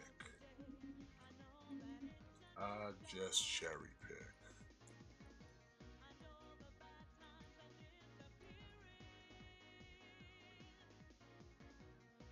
Feel you. I kind of cherry picked somewhat. Yeah, because I don't want to get into like having to buy all the characters of Star Wars because I don't care for all the characters of Star Wars. Like I said, I like some Mandalorians, and if I'm gonna buy anything, I'll buy some Jedi, I'll buy some Sith. Like the only reason I bought Clone Troopers was because like, hey, it just felt right to have it with the Darth Vader, but it was more of a happy accident because the Clone Troopers came with the Star Killer. So it's like, okay, now I'm sitting here with two clone troopers that I would have never bought on my own, but because they came with what they came with, like, okay, fuck it. And then the extra stormtroopers was just, I was at Target, and they had them on sale, and it was like dirt ass cheap. They had them basically buy one get one for the price. So it's like hard not to take up a kind of buy one get one type situation, you know? I feel you. Because the price they had it with buying two came out to the price of one. So it's like, yeah, literally buy one get one.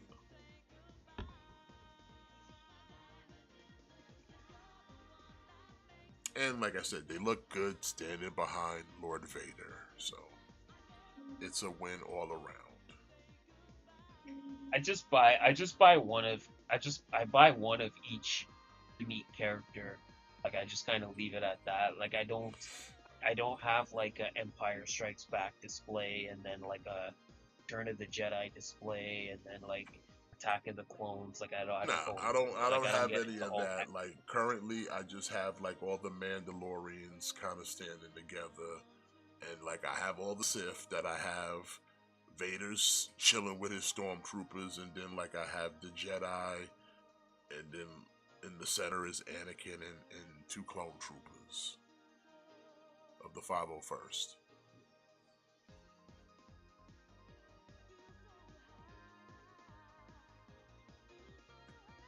And that's it. Like I said, I don't. Like I said, I don't. I don't. Like I said, I don't need a whole Rebels cast. I don't need the whole Obi-Wan Kenobi. I don't need the whole cast from the Mandalorian season 3. I don't need the whole cast of the Book of Boba Fett. You know what I'm saying? I don't. It's not that real like that. Like I'll take some Jedi. I'll take some Sith if I think they're cool. And I think I got the cool ones now. When I picked up Revan and Malgus and Malik, it was like, oh man, these are all the cool Sith. Got them now. And then I got that Bale and Skolden. He's pretty sweet with the hoodie. Little undersized, but that's okay. We can, we'll make do with life. We'll keep moving. But he still looks good with his cloak and hood on. So, and he's got a dope lightsaber. Plus, I got a Giancarlo Esposito in Mandalorian gear in my house. That's pretty dope. And I gave him a lightsaber of his own. So, boom. Fuck around.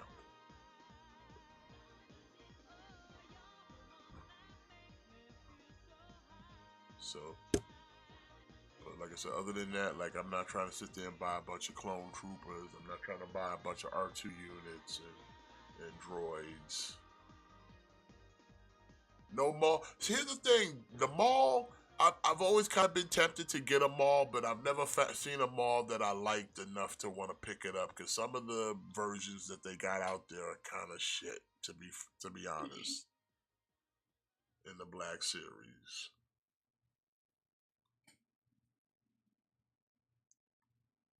Like the only mall I've Yeah. seen, like I've seen the one from like later on, like after I think Clone Wars, where he's got the robo legs. Then the one from Phantom Menace, kind of look Oh, janky. the one from Clone Wars with the robot legs. That's like an S tier Black Series figure. Is it though? Yeah, yeah, it's that one's really nice. That's the one I have. He goes perfectly with the Savage Opress. They look perfect together. Yeah, I don't have a Salvaggio press. I really wasn't thinking of picking up a Salvaggio press. That's the thing, though. Like I said, it's like I don't need everybody. It's just I cherry pick the ones that I'm into. And like I said, Maul's Yeah, cool and all, but I'm not. Like I said, I haven't seen one that I'm into.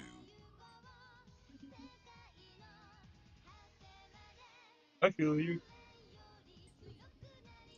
This dude right here is also a buck 10, $11 deposit, July of 26. Expect to pay more too. Godzilla. We got another Godzilla from Hyatt Toys. This is Godzilla from Mecha Godzilla. I don't know. 2002 Heat I'm not Ray the version. I'm not the Godzilla expert, but it looks all right. But I don't know. Hyatt Toys just they don't put anything out, so it's hard for me to. They just tell you they're gonna put stuff out, but they don't put nothing out. Yeah, like they put a bunch of stuff up for pre-order, but then I don't know.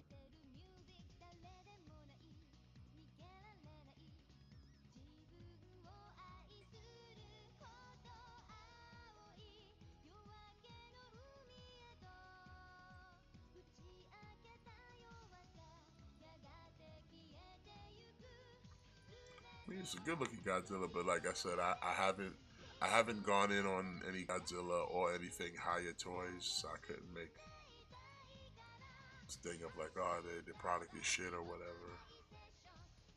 Yeah.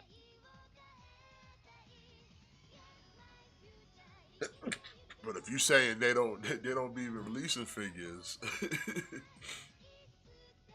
Well, like I pre-ordered that first, like the first Godzilla they put out from Godzilla versus Ghidorah, like they put the Godzilla and the Ghidorah up for pre-order, and like they're still sitting on pre-order. They put out tons of MonsterVerse stuff, but aside from the MonsterVerse, like I haven't seen them release anything from that classic Toho line. They put out a ton of MonsterVerse stuff.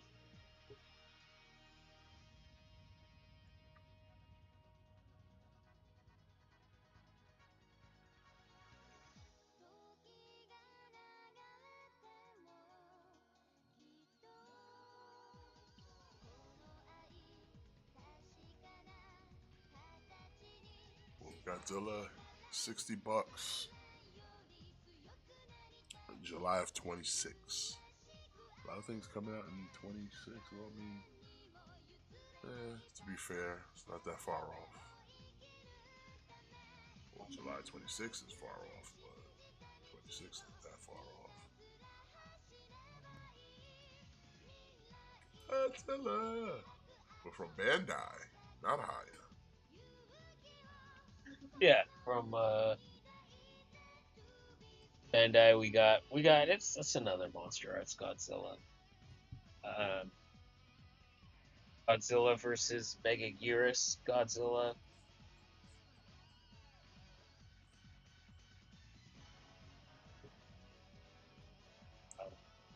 Like to me like Godzilla is Godzilla. Like you gotta really be you gotta really be about that Godzilla life to be able to tell me how this Godzilla is different from like Godzilla versus Mecha Godzilla, I you know? mean, outside of maybe the color of the spikes, maybe, but other than that,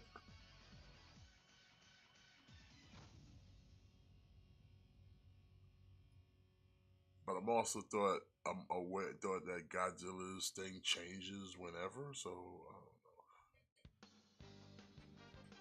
But I mean it looks really good, like I'll say that. yeah. It looks very good.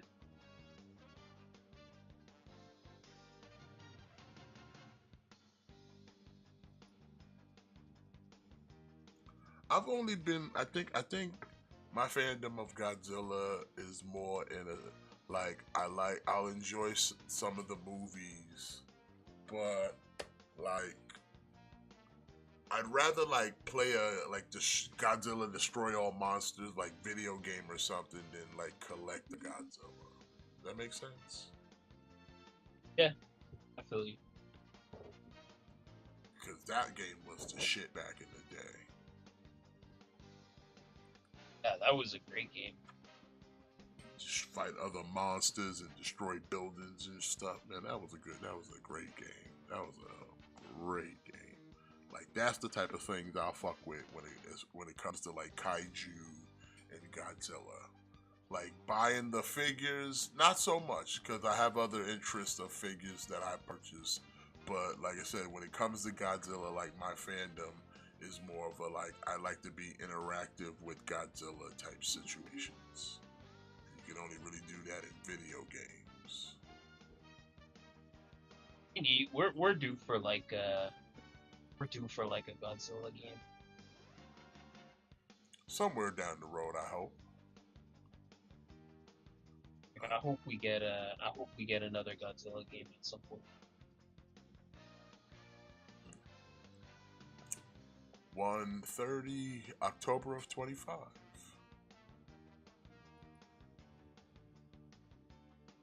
All right, from Fig Zero, we got for 3-0. We got David from Cyberpunk Edge Runners, 1/6 scale. I mean, it's 3-0. They always make pretty good figures, but the price on this is a little high. But I mean, you're dealing with a lot of soft goods there.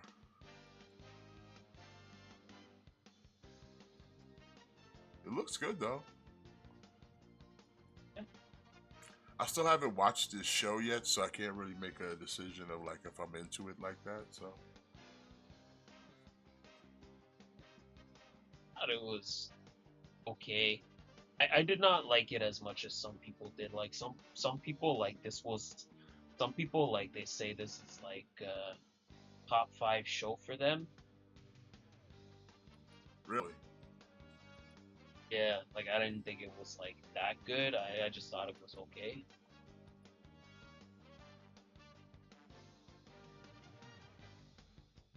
would you say for someone who hasn't seen it, would you say it's at least worth a watch, or would you say don't waste your Yeah. time? No, I'd say like it's a good watch. I'd say it's a good watch. Like I don't think you're gonna I don't think you're gonna have a bad time with it. Like I'd say it's the watch in that sense. It just wasn't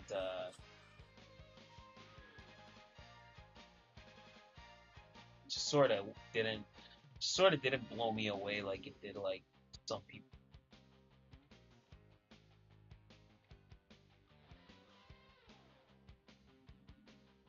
I think I think Jada's got a prototype of David, but I don't think it's out yet. But they already have a prototype. I mean, not a prototype, but they do have him. I think he was off a pre-order. I'm kind of not surprised, Daniel, considering like I said, popular that first season was.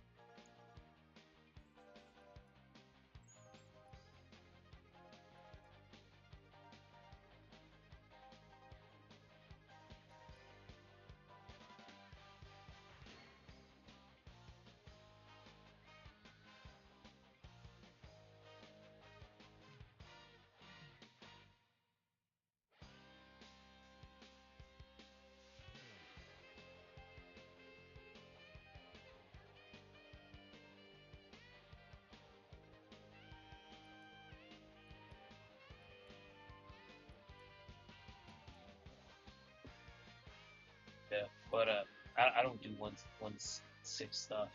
It's just not my scale, baby. Yeah, This is easy 175 with a class. 1745 deposit. Expect to pay more January 26th.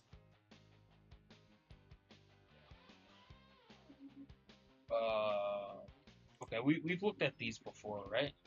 A couple of them, but I think these are like reissued with extras added onto them now. And from Beatbox, actually, yeah, this one we've seen. This is a new one though.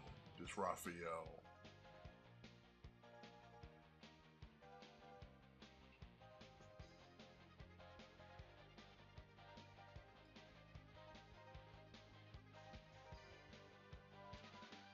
I mean, if you want Mecha Robo Turtles, here you are. Here you go.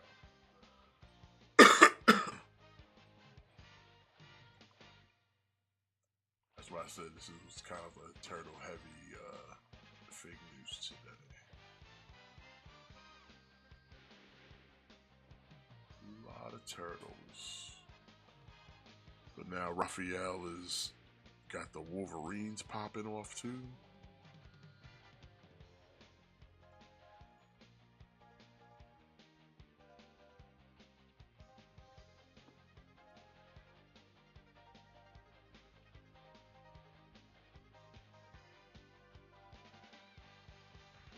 That's for me.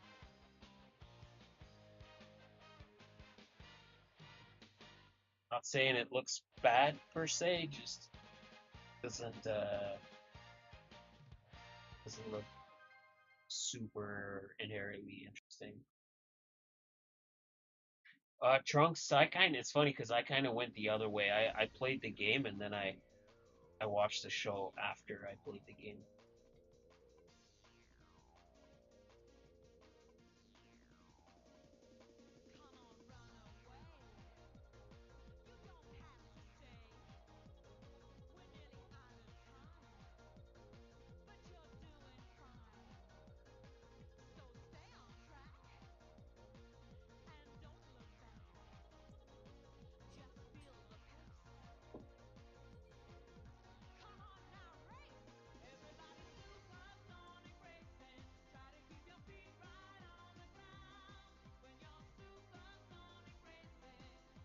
How many more, oh, how many more segments are we gonna have of Kiana James and her big fake titties and Julia not wrestling? Also, shout I out know to Nikki Cross lurking in the background.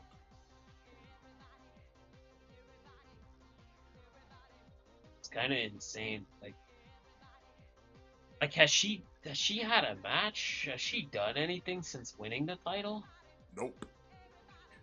Not a damn It seems thing. like she just it seems like they just kind of put the title on her and then she just kind of dropped off. Like Meechin's currently trying to chase for it, but like I said, it's no matches are transpiring. It's just a lot of chit chat. Plus, like I said, you got Nikki Yeah, I Cross. don't know. Plus, in past segments, Nikki Cross stayed lurking in the background, and she was lurking in this segment too.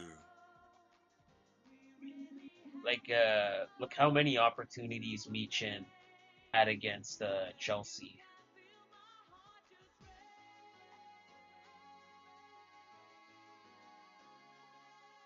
I say put the title back on Chelsea.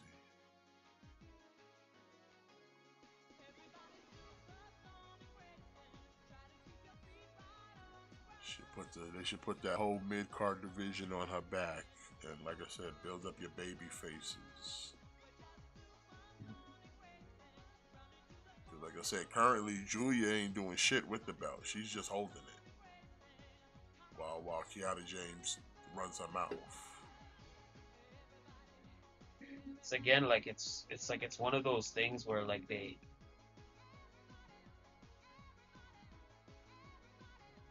put the title on her and now they just don't know what to do. Now they don't know what to do with her.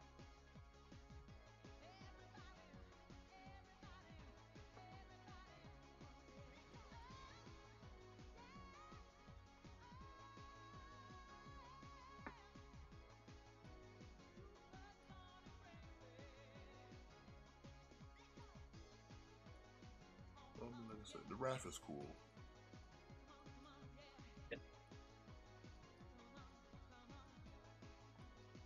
I do like though, like with all the extra bells and whistles, you can just bare bones and if you want. So it's like if you just want some mech regular turtles, you can. You're not obligated to have all the extra shit attached to them. Yeah. So I do appreciate that when they made these turtles.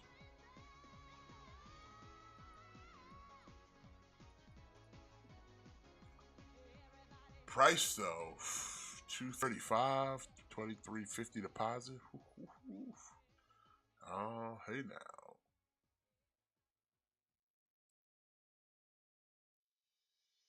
That's all she do, Trunks. She just there with her braids in her hair, just standing there looking pretty. Like I need you to get Kiana. back in the ring, girl. Like defend the title. Like you shouldn't have to have Raw's mid card champion. Granted, it is Becky Lynch, but you shouldn't have the mid card champion having to come over to your side of the things because your belt kind of means nothing right now. It's got no steam. Yeah. It's got no prestige. It's got no stock. It's got nothing. You've done nothing with it but backstage segment that belt. Basically. So it just doesn't make any sense why she's not having more matches. Is she hurt? Like what are we doing?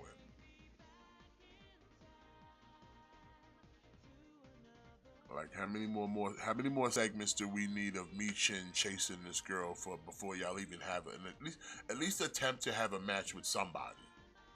Like Keanu James, get your ass in the ring. You a wrestler, right? Get your ass in the ring. Somebody fucking wrestle.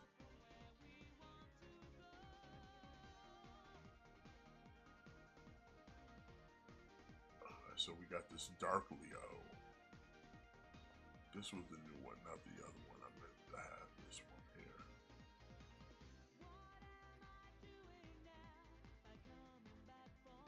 We got a smacked out Leonardo with like a big ass sword. He got his cloud sword from Final Fantasy popping off. He got that vibe. And he still got his regular katanas too. So like I said, you got a little bit more, but it's stealth Leo. He's in his dark mode. He's emo phase right now. He chews more than the death of King Cobra JFS. Yeah.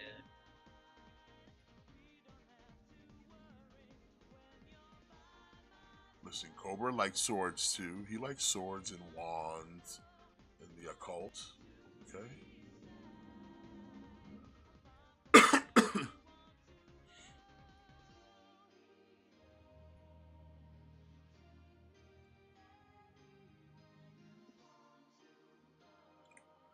Leo also 250, 25 deposit, October of 25.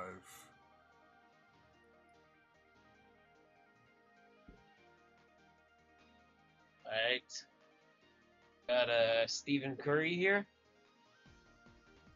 This is from Ace Players. I don't think I've heard of them. Have you seen anything from them before? We might have. Yeah, we got Curry, the deluxe version. He's about to throw up the Zero Miedo, of course. Because, of course, he's a Penta fan. Look at him. He better give you Zero Miedo.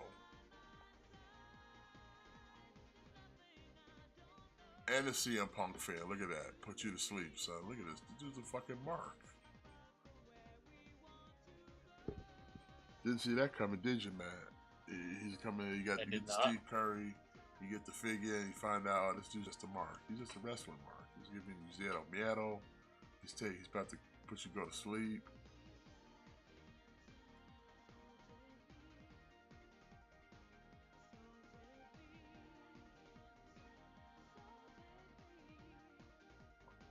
I mean, it's cool. Looks good.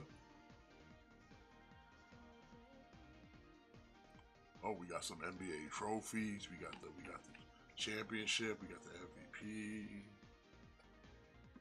Okay. Got some home and away gear. Okay. And extra pair of kicks. That's what's up.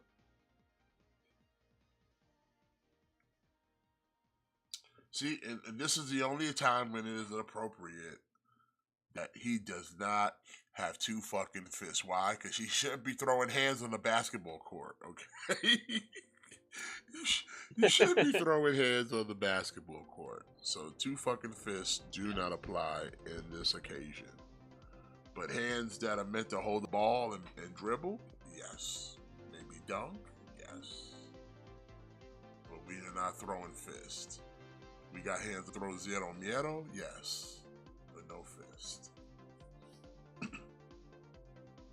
Even though we got hands to go to sleep, that's only through with hoops, not with fist. Just remember that. Not about that violence.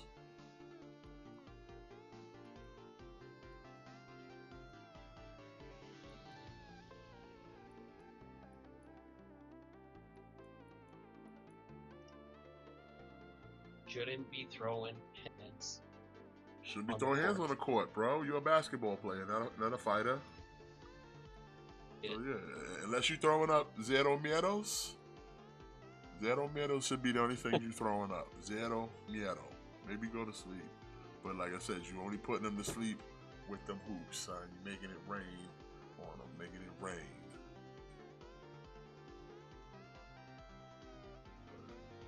Not dropping zero miedo.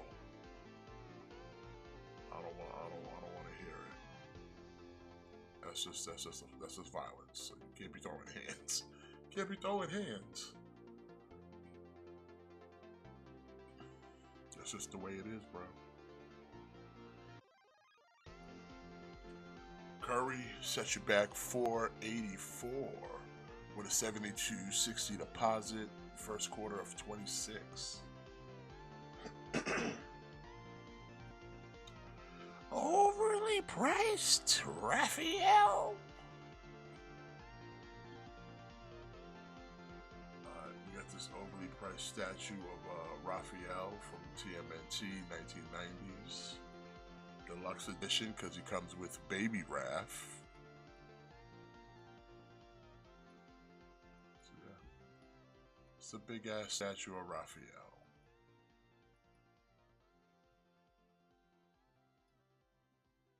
Yeah, the hard pass on this. And this is more than my rent. Look how big it is next to that can of Coke, though. It is big next to that can of Coke. Mm-hmm. Oh no, not Coke. Generic brand soft drink.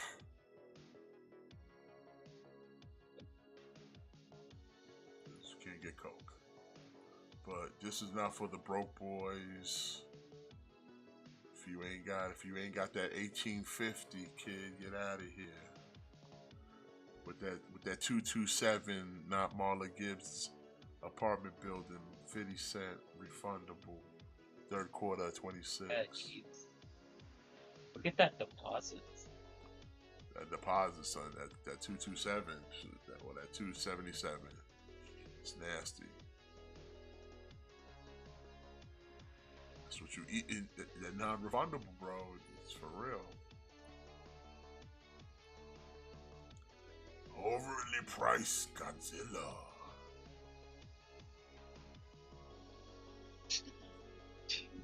Get out of here. Yeah, he's just.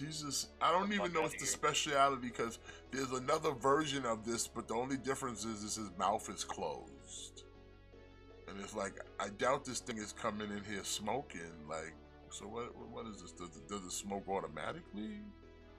Because every picture he's in, he's smoking. So like, is this supposed to smoke? Is it gonna spit out the steam?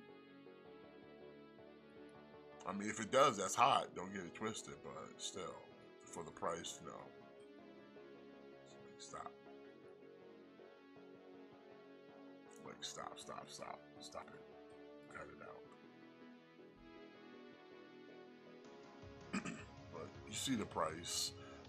Bro, look at the non-refundable over here. $408.50. Get out of here. Get out of here. First off, you have no business even thinking of buying this if you can't afford losing the non-refundable. Like, right off the rip. Like, you have no business buying this if you would change your mind and like you hurting that if you take that L on the refundable, on the down payment, I mean. Like, nah. But shit, that'll do it for fake news. Hey, you work tonight? Yeah. How much time you got? Still got like another hour. Oh, for real? Oh, okay. Well, shit, we could, like I said, I'm just sitting here watching SmackDown because I didn't know it was even coming on early, but I'm watching John Cena and Logan Paul have their little segment.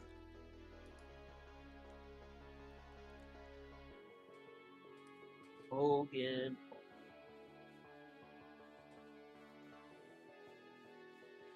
But yeah, like I said, like the Peacemaker show, like I said, is good. Like John Cena's good. You know, he does his thing.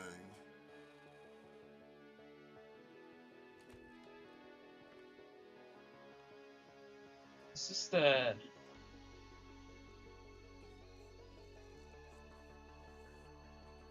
Yeah, I like it. Just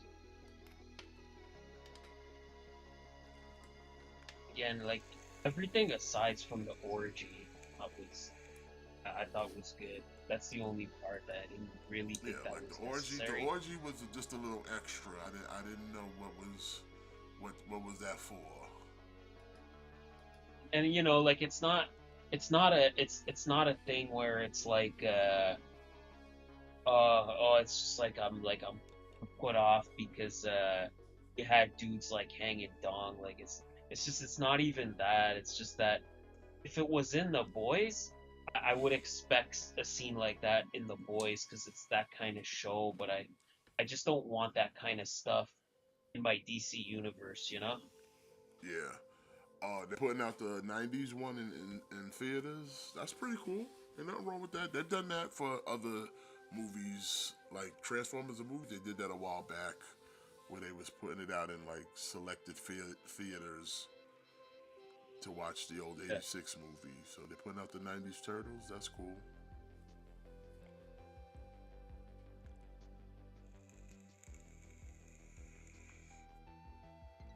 Listen, I remember when they listen. I'm an old head. I remember when TMNT came out. Your boy was watching bootleg VHS tapes of TMNT.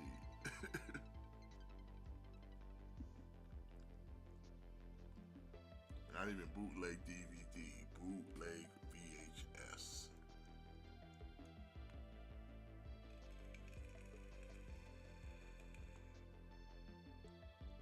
There was something there was something magical about like a VHS, like it's when you put it in the VCR and just like the sound that it made, I don't know, just had to be there. Yeah, it's a different time, You man. know what Like, I mean? Like it's a when different you time, when you man. Hey, put it listen, in I your used to VCR, record shit off VHS, so too, and you press play and then like you hear that like rewinding and then that click, like I don't know, it which had to be there. you know what was crazy? Like VHS is so primitive, but they had features on it that is like something that's kind of ahead of its time. Is where you remember that little like square in the tape, and sometimes like certain tapes would be covering the square, but it would still be visibly there. Yeah, You know what that was for, right? no, Okay, so that is for like okay, so if you had like a licensed movie, that little square would be covered up. That cover up is to enable the tape to be able to be taped over.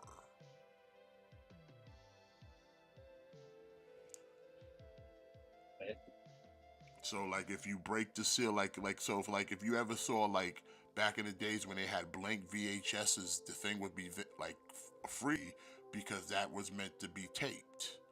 But then when you didn't want it to be taped over, you would have to cover up that square, and then you can no longer tape over that video anymore because you covered up that hole.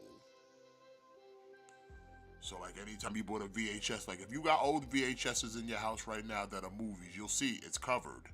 But if you have something that you taped yourself, it's uncovered. But if you cover up that hole, you can no longer record over that tape anymore because that hole's covered up.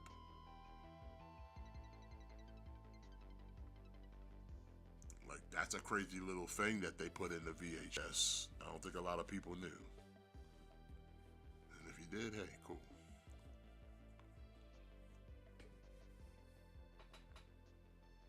But yeah, I used to record raw on VHS before DVR and all that.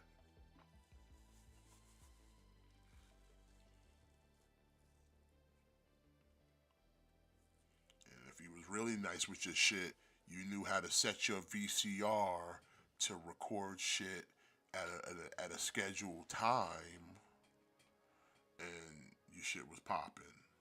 Okay, you had to be be nice with yours, and your boy was nice with his. Like I was recording shit while I was still in school. I was like, yo, I ain't gonna be home when this show was on, so I gotta record it on VHS. some of them wild ass Jerry Springer shows from back in the day. It's just like, just a simpler time, simpler. Yeah, it was. It was. It was. You ready for Forbidden Door this weekend? Yeah. Oh, so I guess so. Somebody in AEW must be watching our program, Clickbait, because what you kind of predicted kind of happened with that whole FTR tag team, Brodito. Yeah. Like it just went to a time limit, so now both men are in the match. So just in case titles Like, change kinda, hand, I guess there's a certain team now there that could take that L. I honestly think that's what it is. It's because I think they're gonna put the titles back on FTR so that the match between them and Hope Christian Cage, like it'll be like I think it'll be for the titles. So I think they want to put the titles back on FTR so this way, as much as I mean, look, Hurt we don't want Syndicate to has see had a like nice run with the titles. They were dominant, strong champions. I mean, if you want to, if you want to put the titles back on them at a later time, you can. But yeah, we're doing the thing with FTR and CNC right now. Cope and Christian, so. But like I said, Brodito, I feel like, yeah, Brodito's just there to take a L. Or, I mean, listen, they could surprise us and put it on them, but I doubt it. But it's like we don't want to just like I know like we don't want to just see Brodito get fed to the wolves, right? But we just kind of see that like that's the it just seems like that's the direction they're. yeah, the writing's on the wall. As soon as the match ended the way it did, it's like, I was like, damn, I was sitting here like, yo, man, you called it, bro. It's like I said, that way like the Hurt Syndicate can drop the titles, but they don't actually have to. They don't actually have to lose. So it's like you could protect them. You could protect them a little bit.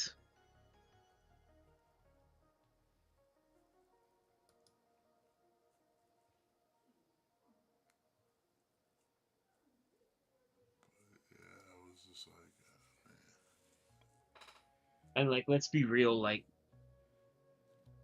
take another L is not gonna hurt Brody King or Bandito. Like taking the L's not gonna.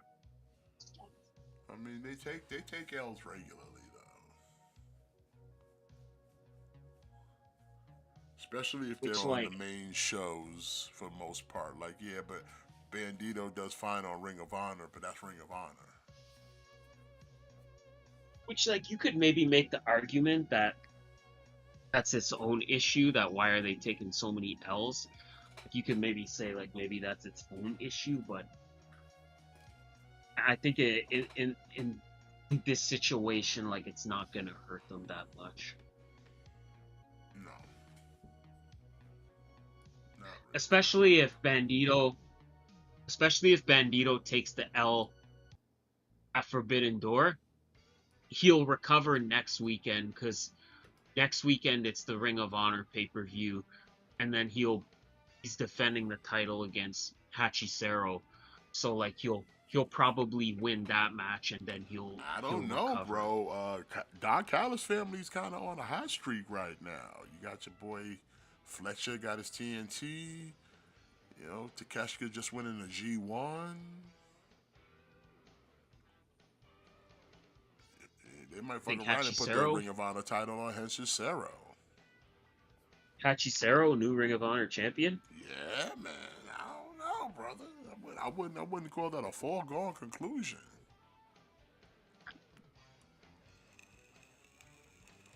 You know what? I wouldn't be mad at it though.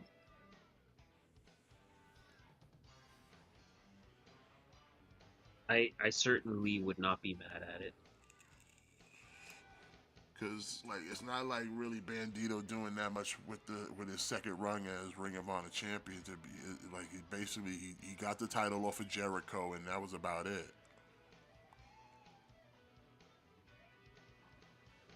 Like I said, he'll show up and do the occasional AEW match here and there, but for the most part, like yeah, he ain't doing shit. And like I said, right I now honestly, they're building the Don Callis family up to be, like right now be like this big monster machine. Hold on a second, I gotta swap out headphones real quick. honestly, wouldn't be mad at that. So I always gotta have a backup.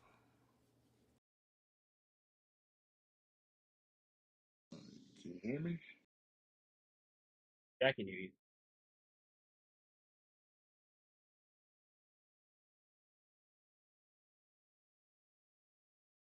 Like I wouldn't mind seeing Brodito go like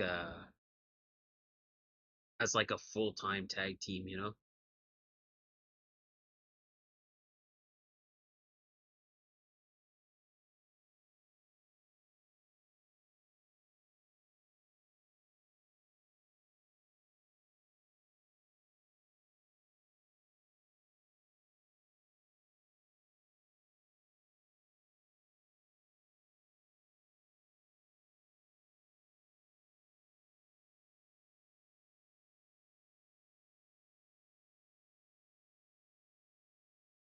Just see those guys go full on as a tag team. I'd be okay with that. This one we can do this.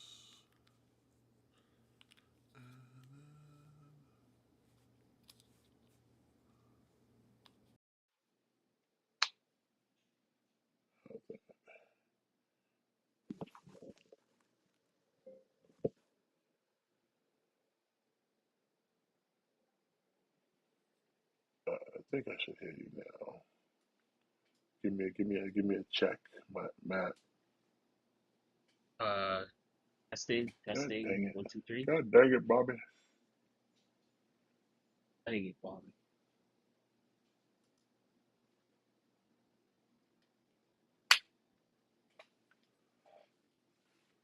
It's like I got all these ears. These shits don't be working for fuck all.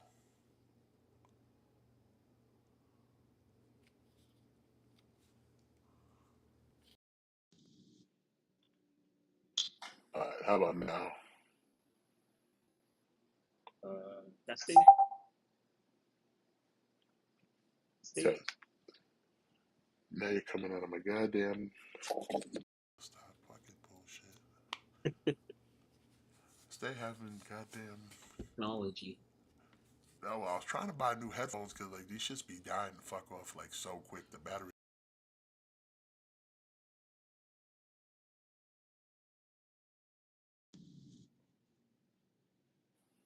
Say something. Testing, testing. All right, Dang all it, right. Bobby. Now we're good. Now we're good. Now we're good. There we go. Now we're good. Now we're good. All right.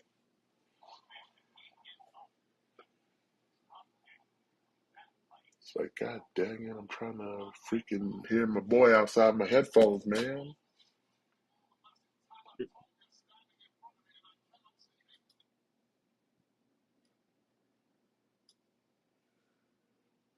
Fuck all. MFT's taking on the Street Profits. MFT's, the non-bloodline.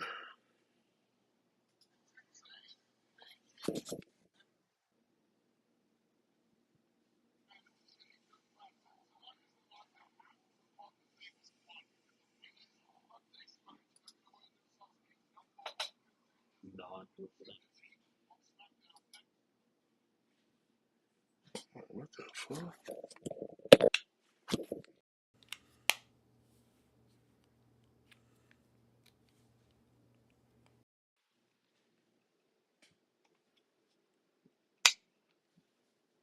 the hell's happening here? Alright,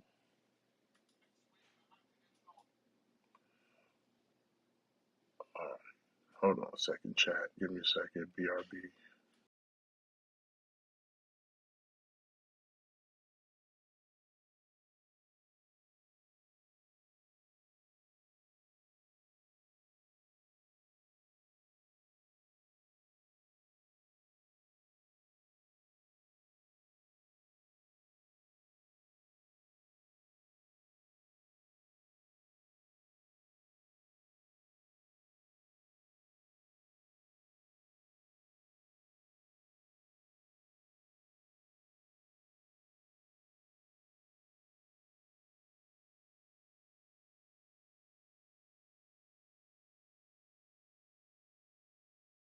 NFTs.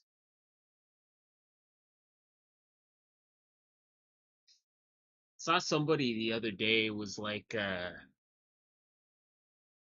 JC Mateo has the least aura in all of the MFTs. And I was kind of like reading that and I'm thinking like, man, but he's probably the best wrestler out of all of them.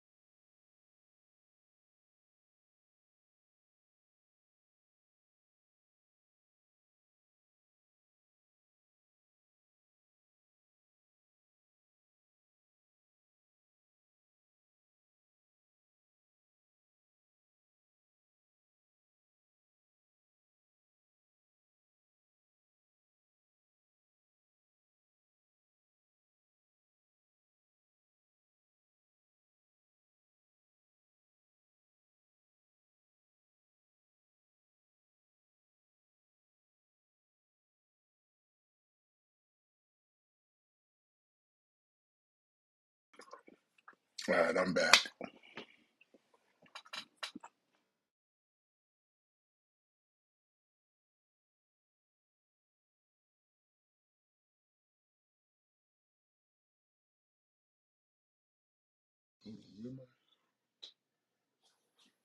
What the fuck? Okay, there we go.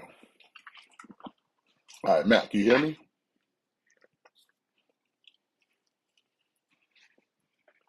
Yep, I can hear you.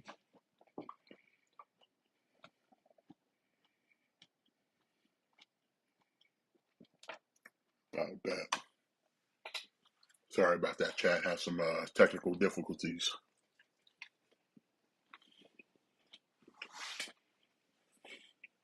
Okay.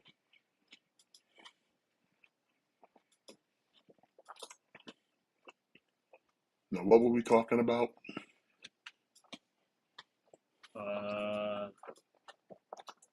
JC Mateo?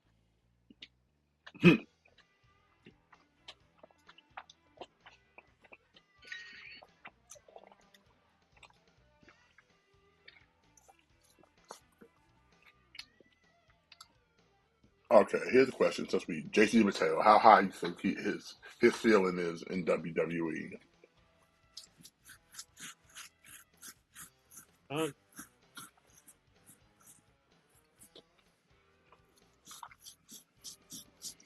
Or I are we kind just of gonna think be like a MFT I minion?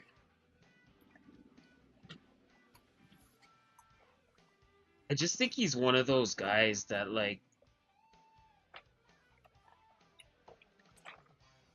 I think he's never gonna get the push that people were hoping he would get.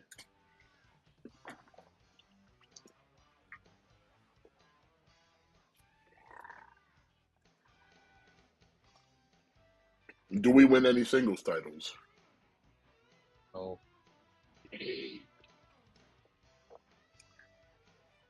None? I don't think so. How about tag team at least? Like maybe like the tag team, like I could see maybe him and Tala Tonga at some point. Like I could see them maybe putting the tag titles on them. Hmm. I think he's just gonna be one of those guys where he's just gonna get slotted in the category of being a good hand.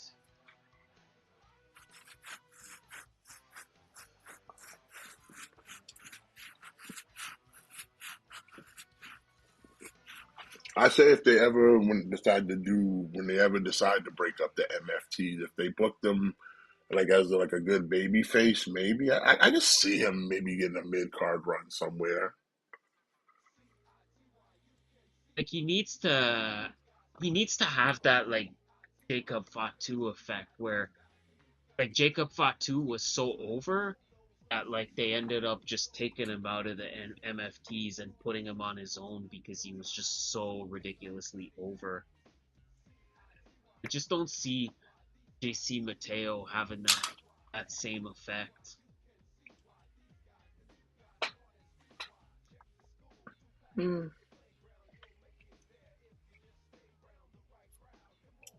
I mean, I think there might be potential. I kind of hope I'm wrong. I hope I'm wrong.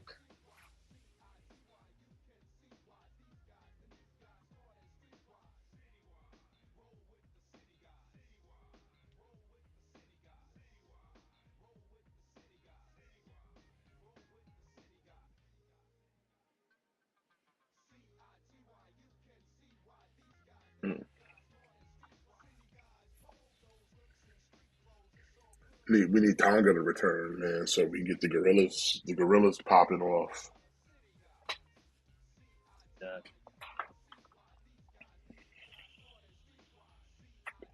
Cause Tonga be looking lost without Tama, bro. yeah. But I mean, Tanga be looking lost without Tama.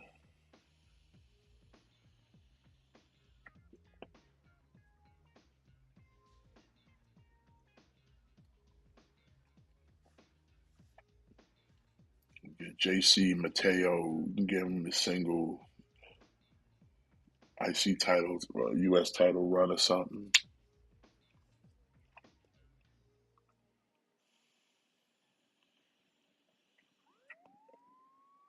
Get that word? Get that? Get that word? Hey, it started with one. Ooh, now with the two of you. Do I Fucking shit. get that? Get that word? Hey, you're gonna spend the night in jail. Watch your booty taking more air. Yeah. Booty queen, booty queen, booty You queen. know what the Bing booty, Skibbity toilet is, right? booty queen.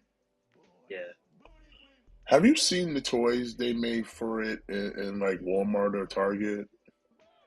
Booty queen. Um, Boy, kind of vaguely.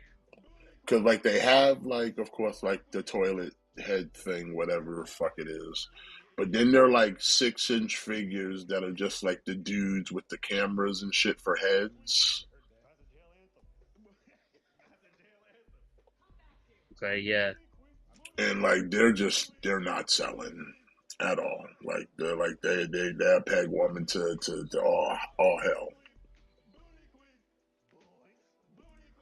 And they're not bad looking figures. Like they're like decent looking bodies with just like cameras or TVs for head. There's only like four of them, and then it's like yeah, no one's touching these. Like the skibbity toilet meme. I don't know why y'all thought this was a thing to that degree. Like the people who like it on the internet were never gonna buy toys of it because they're on the internet.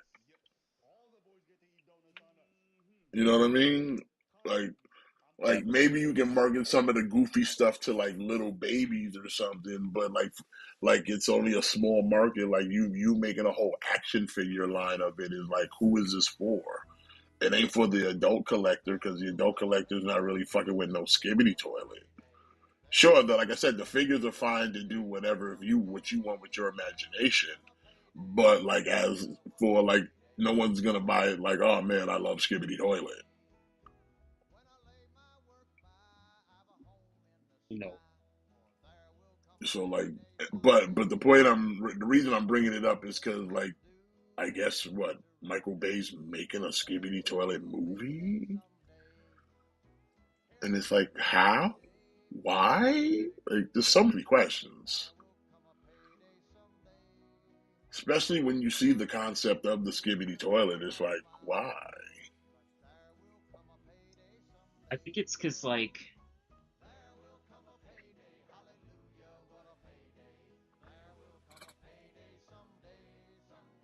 I don't know, like maybe it's just me, like I don't really know what it's supposed to be, like what's the story, like I don't know. Okay, so I've seen it before, and basically the premise, as far as I can tell, is you have these toilets, and the toilets have the weird heads that pop out of them, kind of like the uh, Gmod head guy, that dude, and and then they just in the head singing skibbity skibbity, all that nonsense, and the camera people flush them. They'll hit the flusher and they'll flush their heads, and every video is just these two having wars with each other, and just it escalates to like ridiculous portions where there's like bigger skibbity toilets and giant camera heads and all kind of fucking this nonsense. Like it was just all kinds of nonsense. It makes no sense, but it got like millions of views.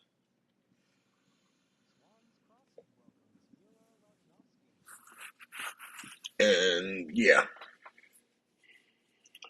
but for some reason now Michael Bay wants to make a movie out of it. I don't understand that, but I guess it's not for me because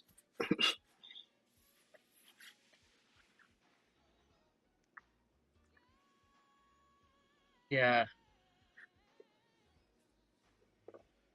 like I kind of like I remember when they announced they were making a Five Nights at Freddy's movie.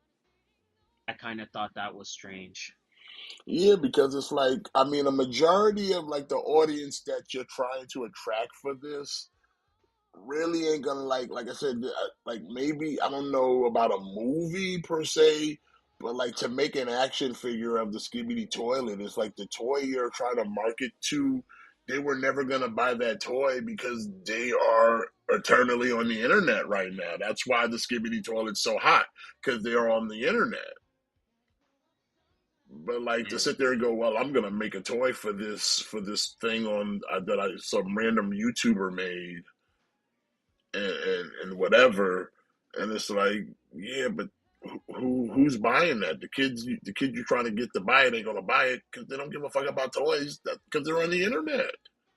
They've passed toys. That's why the market's now catered to adults because that the kid market's on the internet.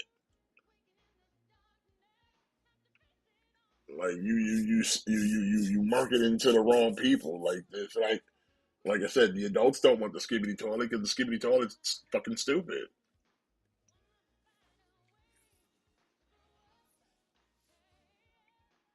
Like every time I go to Walmart or Target and I see the skibbity toilet, me and the missus would sit there and kind of laugh at it because it's just so dumb. And we just yeah, kind of sit there and ask ourselves every time, like, who is this for? Like half the shit that's in them toy aisles, especially like the newer stuff, like Mr. Beast and all that kind of shit. It's like they just sit there and peg warm because it's like, who is this for? Like, why would you make a toy of a guy whose content is primarily on the thing that they're probably currently watching him right now? Like, they don't care to consume the content in that sort of way. Like he's not a Yeah. guy where you consume his content and then you buy the merch. Outside of his Feastables and his chocolate bars, like there's no other real content of Mr. Beast that's consumable outside of the content, unless you're on the content. But it's like he's not that kind of a brand. But they think, oh well, we'll make these Mr. Beast toys and kids will buy them, and like they don't. They just sit on a shelf. Like I said, you're selling a toy market, you're selling a brand of a toy of a property that was popular to kids on the internet, and they weren't buying toys to begin with because they rather just watch shit on the internet. Yeah. So it's just like you're kind of kicking yourself in the ass by just wasting money for a product that was never going to sell. Because like I said, they're just like I said, every week or so when I go to Target or I go to Walmart to do a little hunting, like they just sitting there. They just sitting there. You won't find a lot of Marvel Legends, but you might not find a lot of Black Series. You might not even find any uh classified and shit. But you'll find some that Mr. Beast trash and all those things that they try to target towards the younger audience is like why they're not buying. They're not buying. They're not on. Because They're I think, not looking. They're not looking to buy nothing on the shelf. They're on the internet. yeah, I think it's that they haven't clued in that like that generation, that's a bygone generation for toys. Like that generation, like they don't really care about toys in that sense, you know? No, and like the majority that does is a very small to the larger portion. Because like I said, y'all made all these products to sell clearly to a younger audience. And like I said, as a consumer who collects and sees what's on the shelves, your shit don't move. They've Yeah. had that Skibbity toilet and all that shit, that Mr. Beast stuff and all that for like a year plus on shelves, and it don't move. It don't move.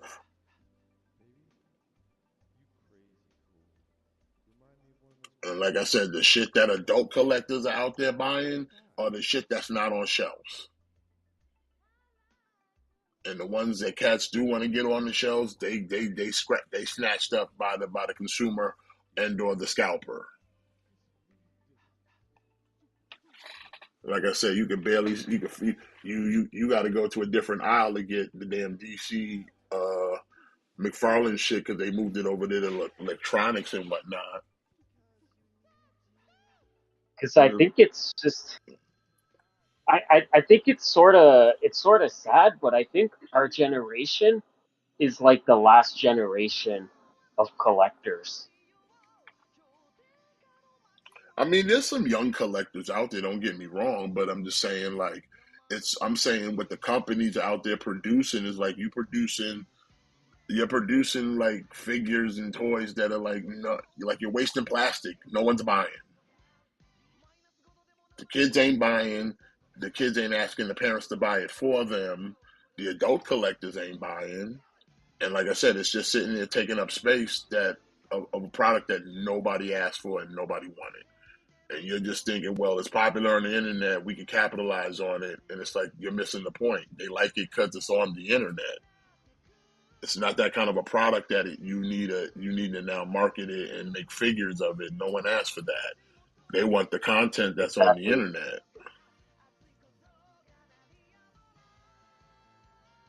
Exactly. Like they don't realize that like that that generation, like the generation of kids that are like watching Mr. Beast and like watching like that kind of stuff, like they don't care about toys in that way.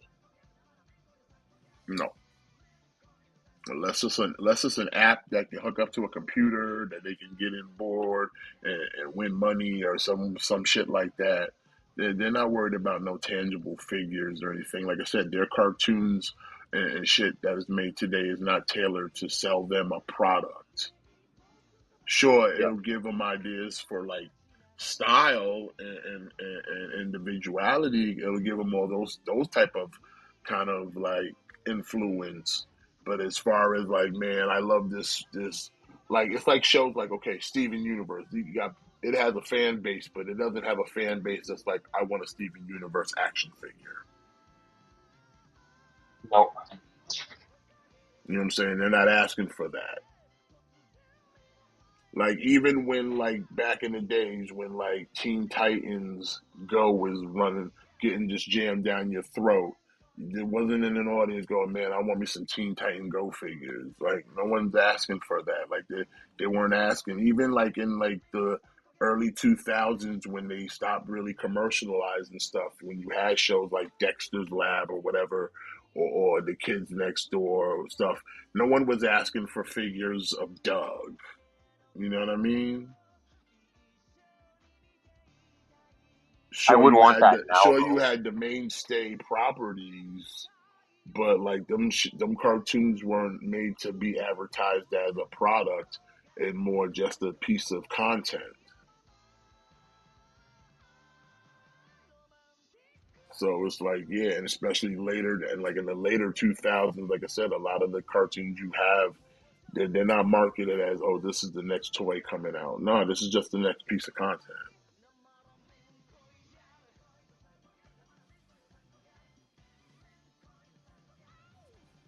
So like the stuff they got out there on the shelves is like, why are y'all making this? No one asked for this, and it's not selling. It's not. It's just sitting there taking up space,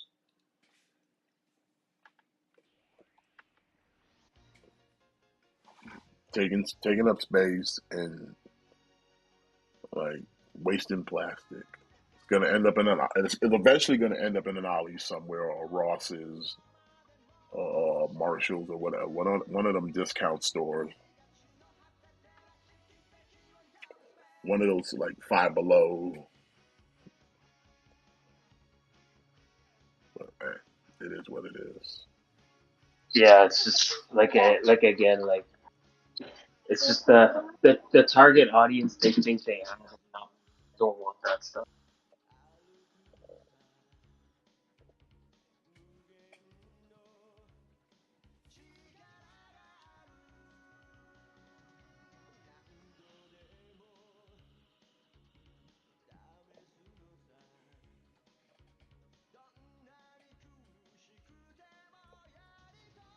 So you got Naya and Becky going up against Tiffany and Jade Cargill as the main event for SmackDown.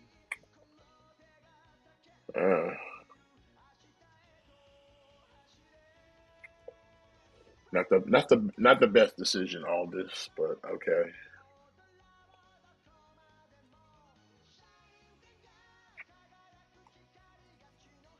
We're done here with this. Wait, what's the main event? Becky Lynch and Nia Jax versus Tiffany Stratton and Jade Cargill.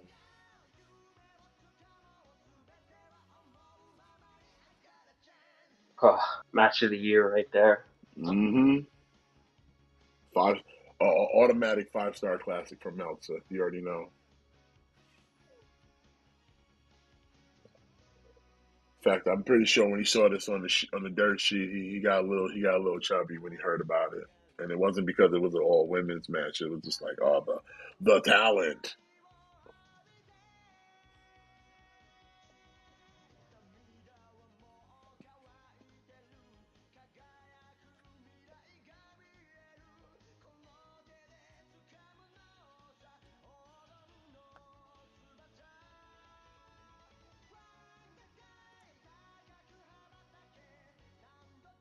Like I said, we got Becky, the IC champion from Raw, in this match, but the United States champion from SmackDown, no match at all. Just a backstage segment with her mouthpiece. I guess it's because the Ireland thing, like they want Becky there, but I'd much rather see her. Like she should be teaming with Julia. Like have the U.S. and the Intercontinental Champion have them team up instead of like I would take Naya out of that. Yeah, I don't know why we didn't.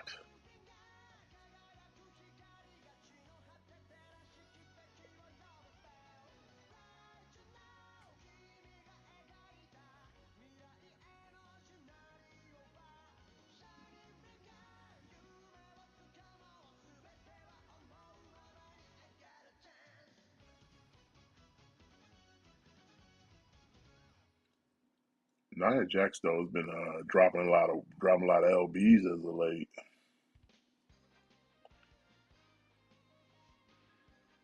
She's gotten significantly smaller. Hmm. See, but now, see, if I was Nia, to be fair, I would just be like, don't even like the weight you have now. Like, don't even. I wouldn't say don't even lose it. Like, I would say try to put on a little more muscle, tone that bitch up a little bit. You know what I'm saying? Get a little solid. Yeah, like I think kind of like the Jordan Grace thing. It's Yeah, just I think Jordan exactly. Grace, Like, don't so, don't lose weight like just to get Jordan Grace, skinny. yeah, like Jordan Grace. It's just that she went too far in the other direction. Like she got too real. Well, I mean, that was I think more for her benefit. Plus, she was in competition on the bodybuilding joints, so it's like, yeah, it would make sense that you would kind of go to the extra extreme because now you in competition. Your body is part of the competition. That's right. I just don't think I don't think Nia needs to go to that extreme. No, I would say if she just like if she toned up a little bit and just put on like a little bit of muscle, like she ain't gotta get stupid ripped. Like I'm just saying, like tighten it up because, like I said, she lost a lot of weight. Like if she just start like really hitting the gym and like getting a little bit swole, like she'd be a fucking monster.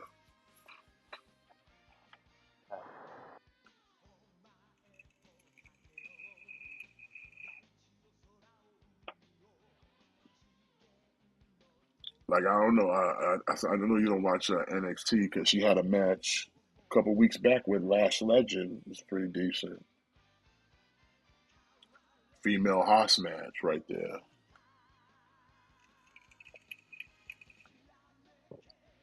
I like Lash Legend. Yeah, they're really trying to do something with her because they're giving her a lot of play in NXT and they're really trying to kind of like groom her for like call up to main roster. It looks like. So like I said, I will happily I will happily die on the hill that Lash Legend is everything that they want Jade Cargill to be.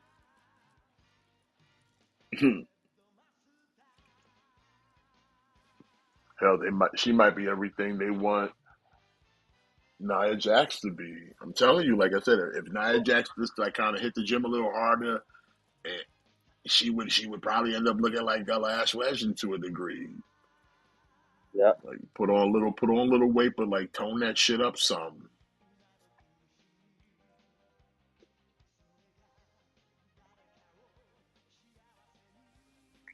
Like you know who's built like listen, the neck area might need some work, but it's like her body is like built like just granite is that chick Bailey from LFG. I don't know if you've seen her. Yeah, I think so.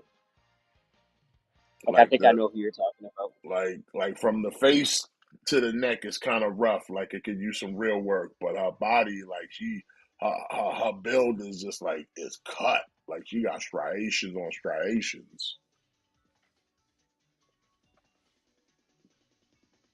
This is like yeah, like and Undertaker does nothing but like sing the praises. Like yeah, she can do it. But it's just like yeah, she can. But she got the face for radio though. She gonna have to fix that. Well, not even the face. It's she got that like kind of like that goiter going on under her neck. Like you gonna have to fix that up because that's throwing the whole look off. It's like though, like I said, your body's got a look to it, but then we get to your neck to your head, and it's like you just had it shoulders too. Like it's kind of rough. Like I need you. Like Yeah. we might have to figure something out here because, like I said, it's like it's almost like you use like your face is fat, but your body is fucking cut as fuck. Like how did that happen? Like how does your whole like face like catfish everybody, but look at your body like yo, you're not even she's not even a fat. You have a fat face. But you're Yeah. shredded though.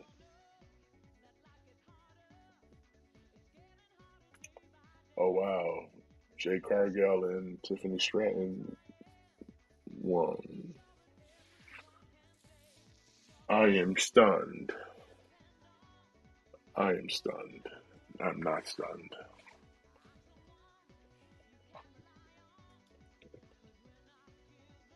Shocked by nothing. But SmackDown's over now.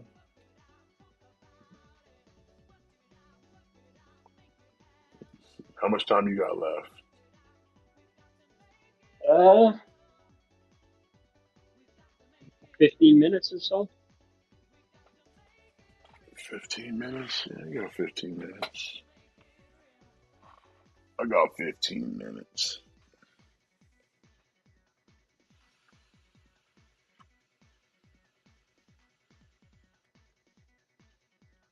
I think I'm out of juice.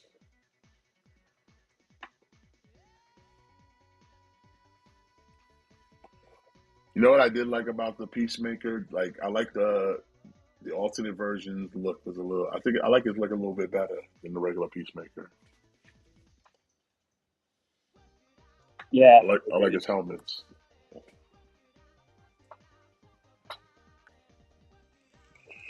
Now I'm wondering, like, are we gonna see any of the other doors, or we're just getting this door? I think we will. I think we will.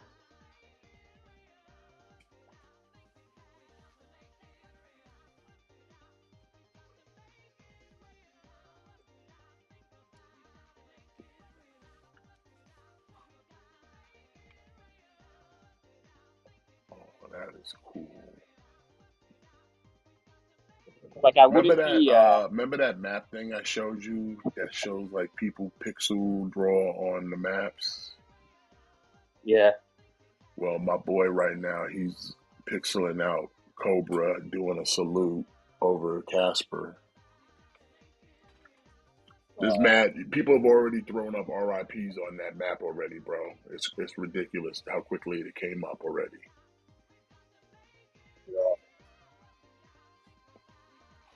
Because Cobra was he was well known. Like I said, in maybe not the maybe not like commoners, but like in the YouTube space, like he was a big. Yeah, most people knew who Cobra was if you Like if you, frequent the internet. yeah, like if you're in the YouTube space, like you're inside of that, then yeah, like he's a pretty big name.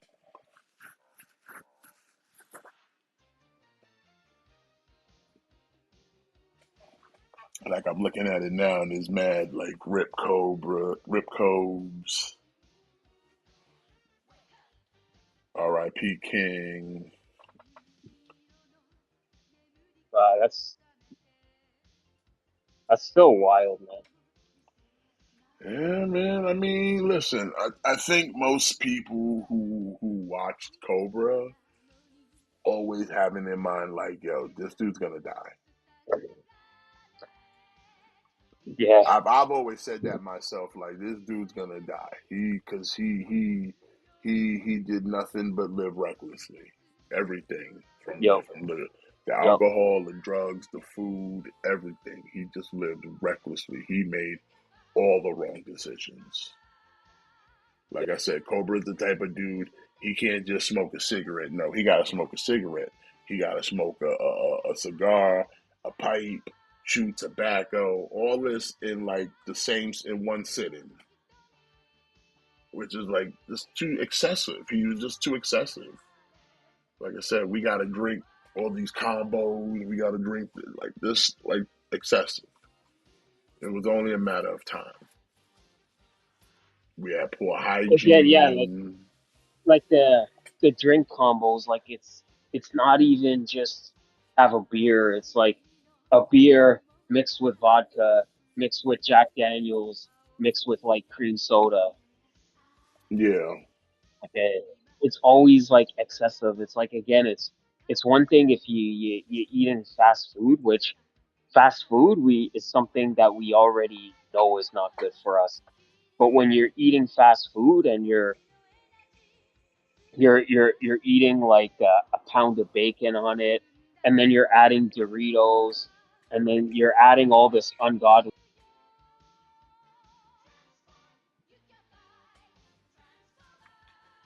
like hold on, let me show you. I can Or show you in here. Look, I don't know. Can you see if I share the screen? Can you see it? yeah, yeah, I can see it.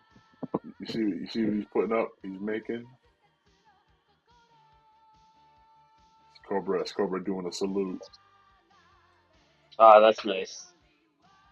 Like he's That's currently nice. making that like right now. Like you got to put it pixel by pixel though. That's nice. But like, look at this. Look how many. Look, Rip Cobes, Rip King, Rip Cobes. Like I said, they already been out there just dropping mad R.I.P. Like they replaced the R.I.P. Puff with R.I.P. Josh. Look,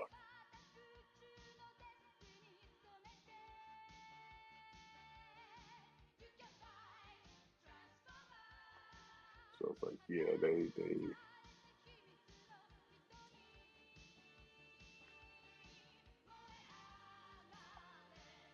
It's like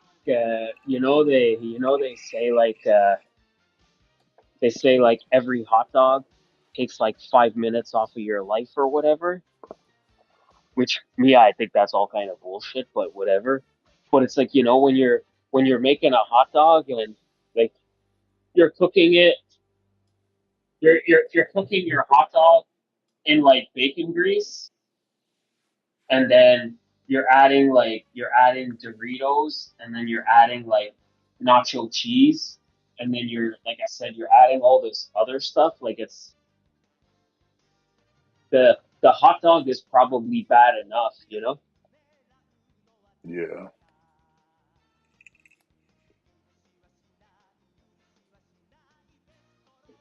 Look at that. Rest in peace, Scott Or like King, the Cobra. the the Baconator is probably bad enough, but then you're adding every possible like you're adding like three times the amount of cheese that's supposed to be on there. Like you're adding like double the bacon, like you're adding like every sauce, like it's everything with him. It's just like to the excess, you know. Yeah. But like I said, man. In fact, like I said, about to wrap it up. As soon as you get ready to leave, I'm gonna wrap it up.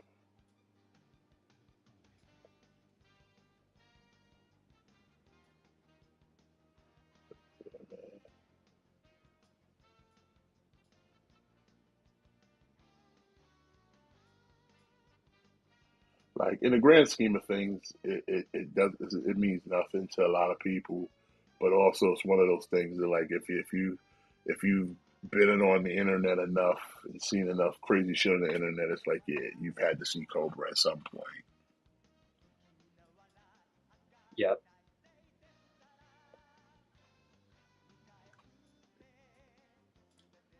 He's just a weird individual. Yeah. And yeah, he was just a guy that was like entertaining to watch because he was such a character, but at least like like I said, like we never heard anybody as far as I know. Like he was never doing any kind of shit that was kind of like dubious. Yeah, he wasn't out here plotting on anybody. He's just kind of trying to live his own life, Yeah, and people fucked with like he him. wasn't like he wasn't DMing people that like again that he wasn't supposed to be.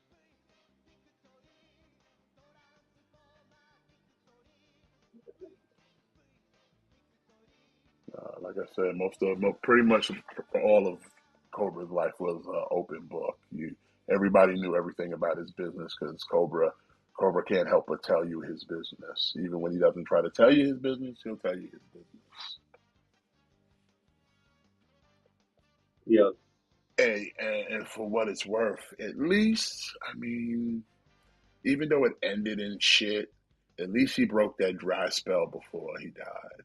So, like, Yeah, yeah, like at least he got to break the dry spell. sure, Granted, sure, sure, the arc ended in disaster, but I mean,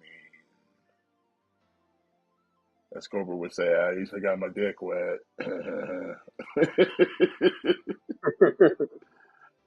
that's right. You know what? Sometimes that's all you could ask for. Sometimes you gotta stick your dick in crazy. That's what's up, Tibbs.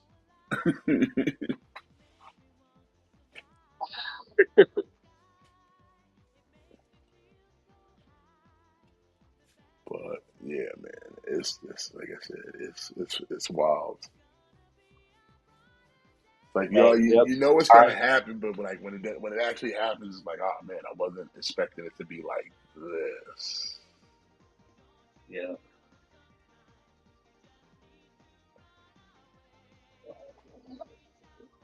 But like I said, there's a lesson. There's a lesson to be learned in the life of King Cobra JFS. Yeah. I think and a lot of the stuff I think wasn't necessarily his fault. Like I said, I think a lot of it is the people around him, especially Clint. Like like I think there was points where he should have been more involved, like he should have intervened more. Definitely, I've always said that. Like some people disagree, but it's like nah, that's your son. You should be the first person there. Yeah. Like when you see your son is doing all this like destructive stuff, and like I said, man, like when he brought the meat, when he brought the meat to like Christmas dinner, and like nobody would drink it, and like he drank the whole thing of meat himself. Like that's probably the point where I would have intervened. Yeah, because it's like, what are you doing? And like you said, like he should have said, hey, like listen, like if you wanna make meats for content, let's do it together. Like let's learn how to do it properly. Like let's do it together. Yeah, but he just left them to his own devices, and like I said, you should already know he makes the wrong decision. So why would you leave? Why would you continue to leave him alone to keep making the wrong decision? Yeah, like especially when you know he always makes the wrong decisions.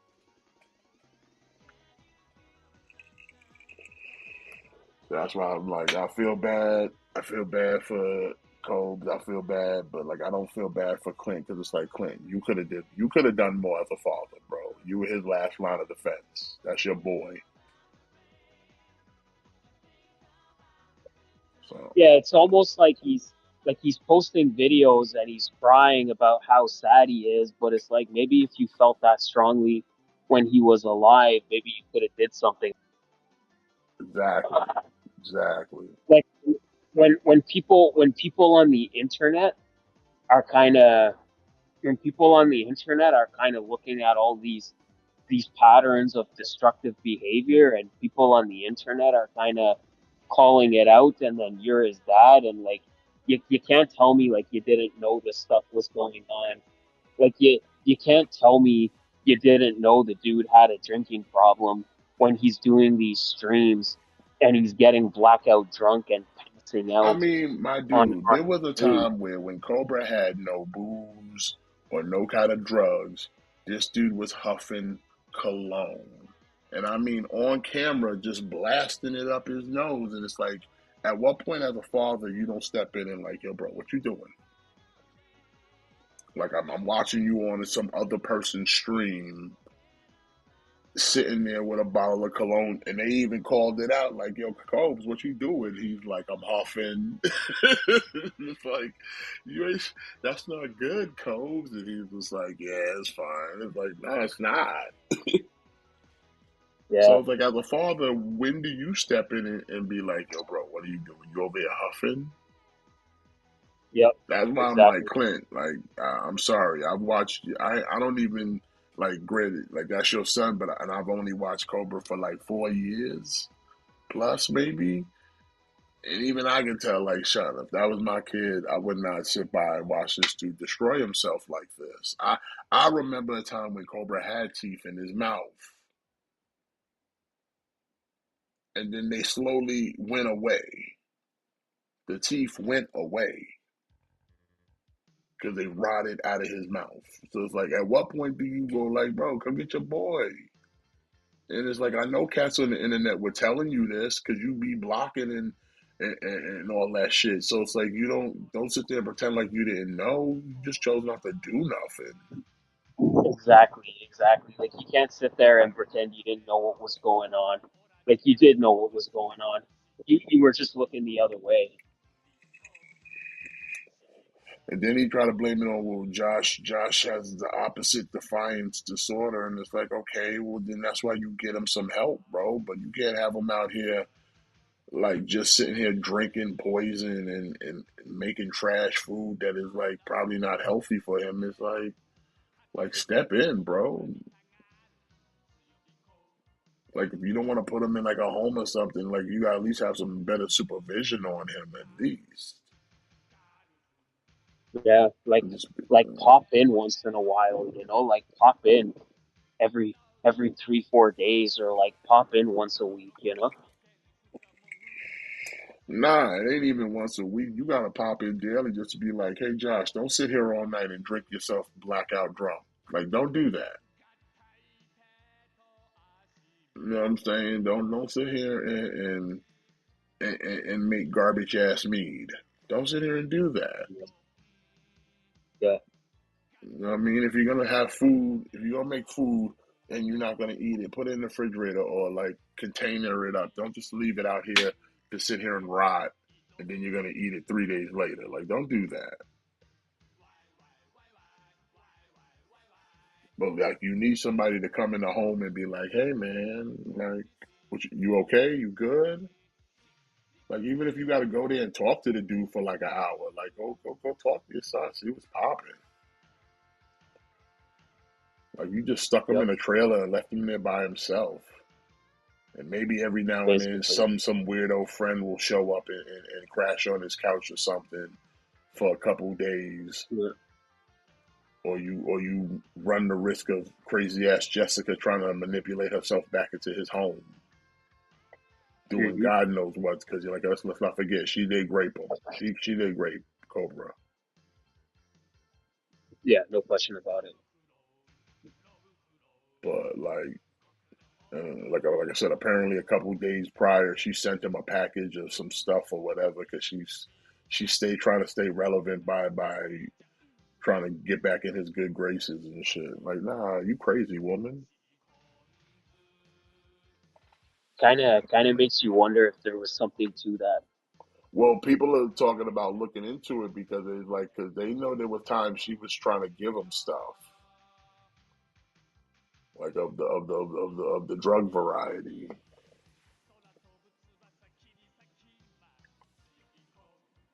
So like I said, she about to trust me. The Cobra Pro's about to get like I said, she about to catch some hell. She about to catch hell. More hell than she's been catching on her own. She about to catch hell. Yep.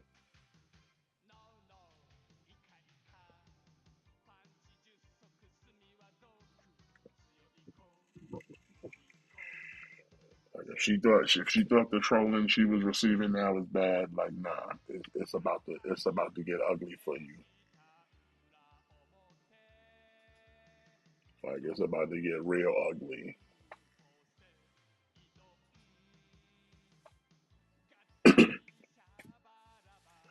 But I think we're gonna wrap it up here. We've hit that mark. do like to appreciate everybody coming out, hanging out for the night. Definitely smash that like, subscribe if you haven't, and ring the bell so you stay notified. We'll be back here next week, talk all things toys and then some wrestling stuff too. Because I think there's going to be some shows coming this weekend, so we'll talk more about that. But we'll talk on that Monday too. So, anything to add before we close it out, Matt? Birds aren't real. Indeed, they are not. Y'all have yourselves a great night, a great weekend, and as always, remember to kick out. Thick Boys out, and yes, again, R.I.P. King Cobra JFS. This one's for you, homie. Good night, y'all. I just spilled the entire fucking drink combination I had! God damn it! That's life. Fuck off! That's what I'm all the sick of people it! say. I hate being clumsy! You're Fuck riding off! high in April, shot down in Fuck May. off! But I know I'm gonna change that tune when I'm back on top in June.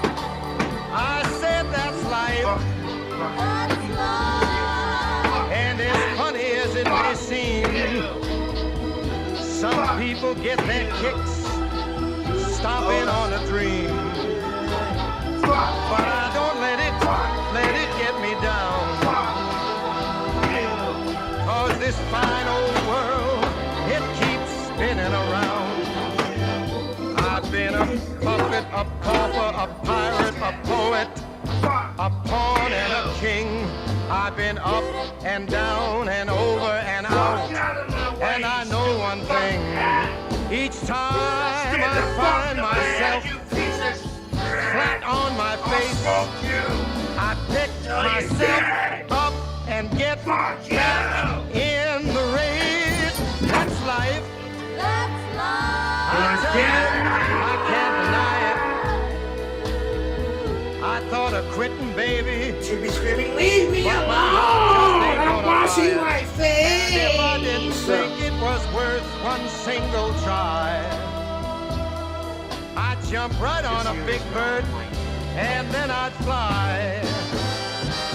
I've been a puppet, a pauper, a pirate, a poet, a pawn and a king. I've been up and down and over and out. And I know one thing. Each time I find myself laying flat on my face, I just pick myself up and get back in the race. That's life. That's life. And I can't deny it. Many times I thought of cutting out, but my heart won't buy it. But if there's nothing shaking come this here July, I'm gonna roll myself up Yeah, I've been kind of in a big ball and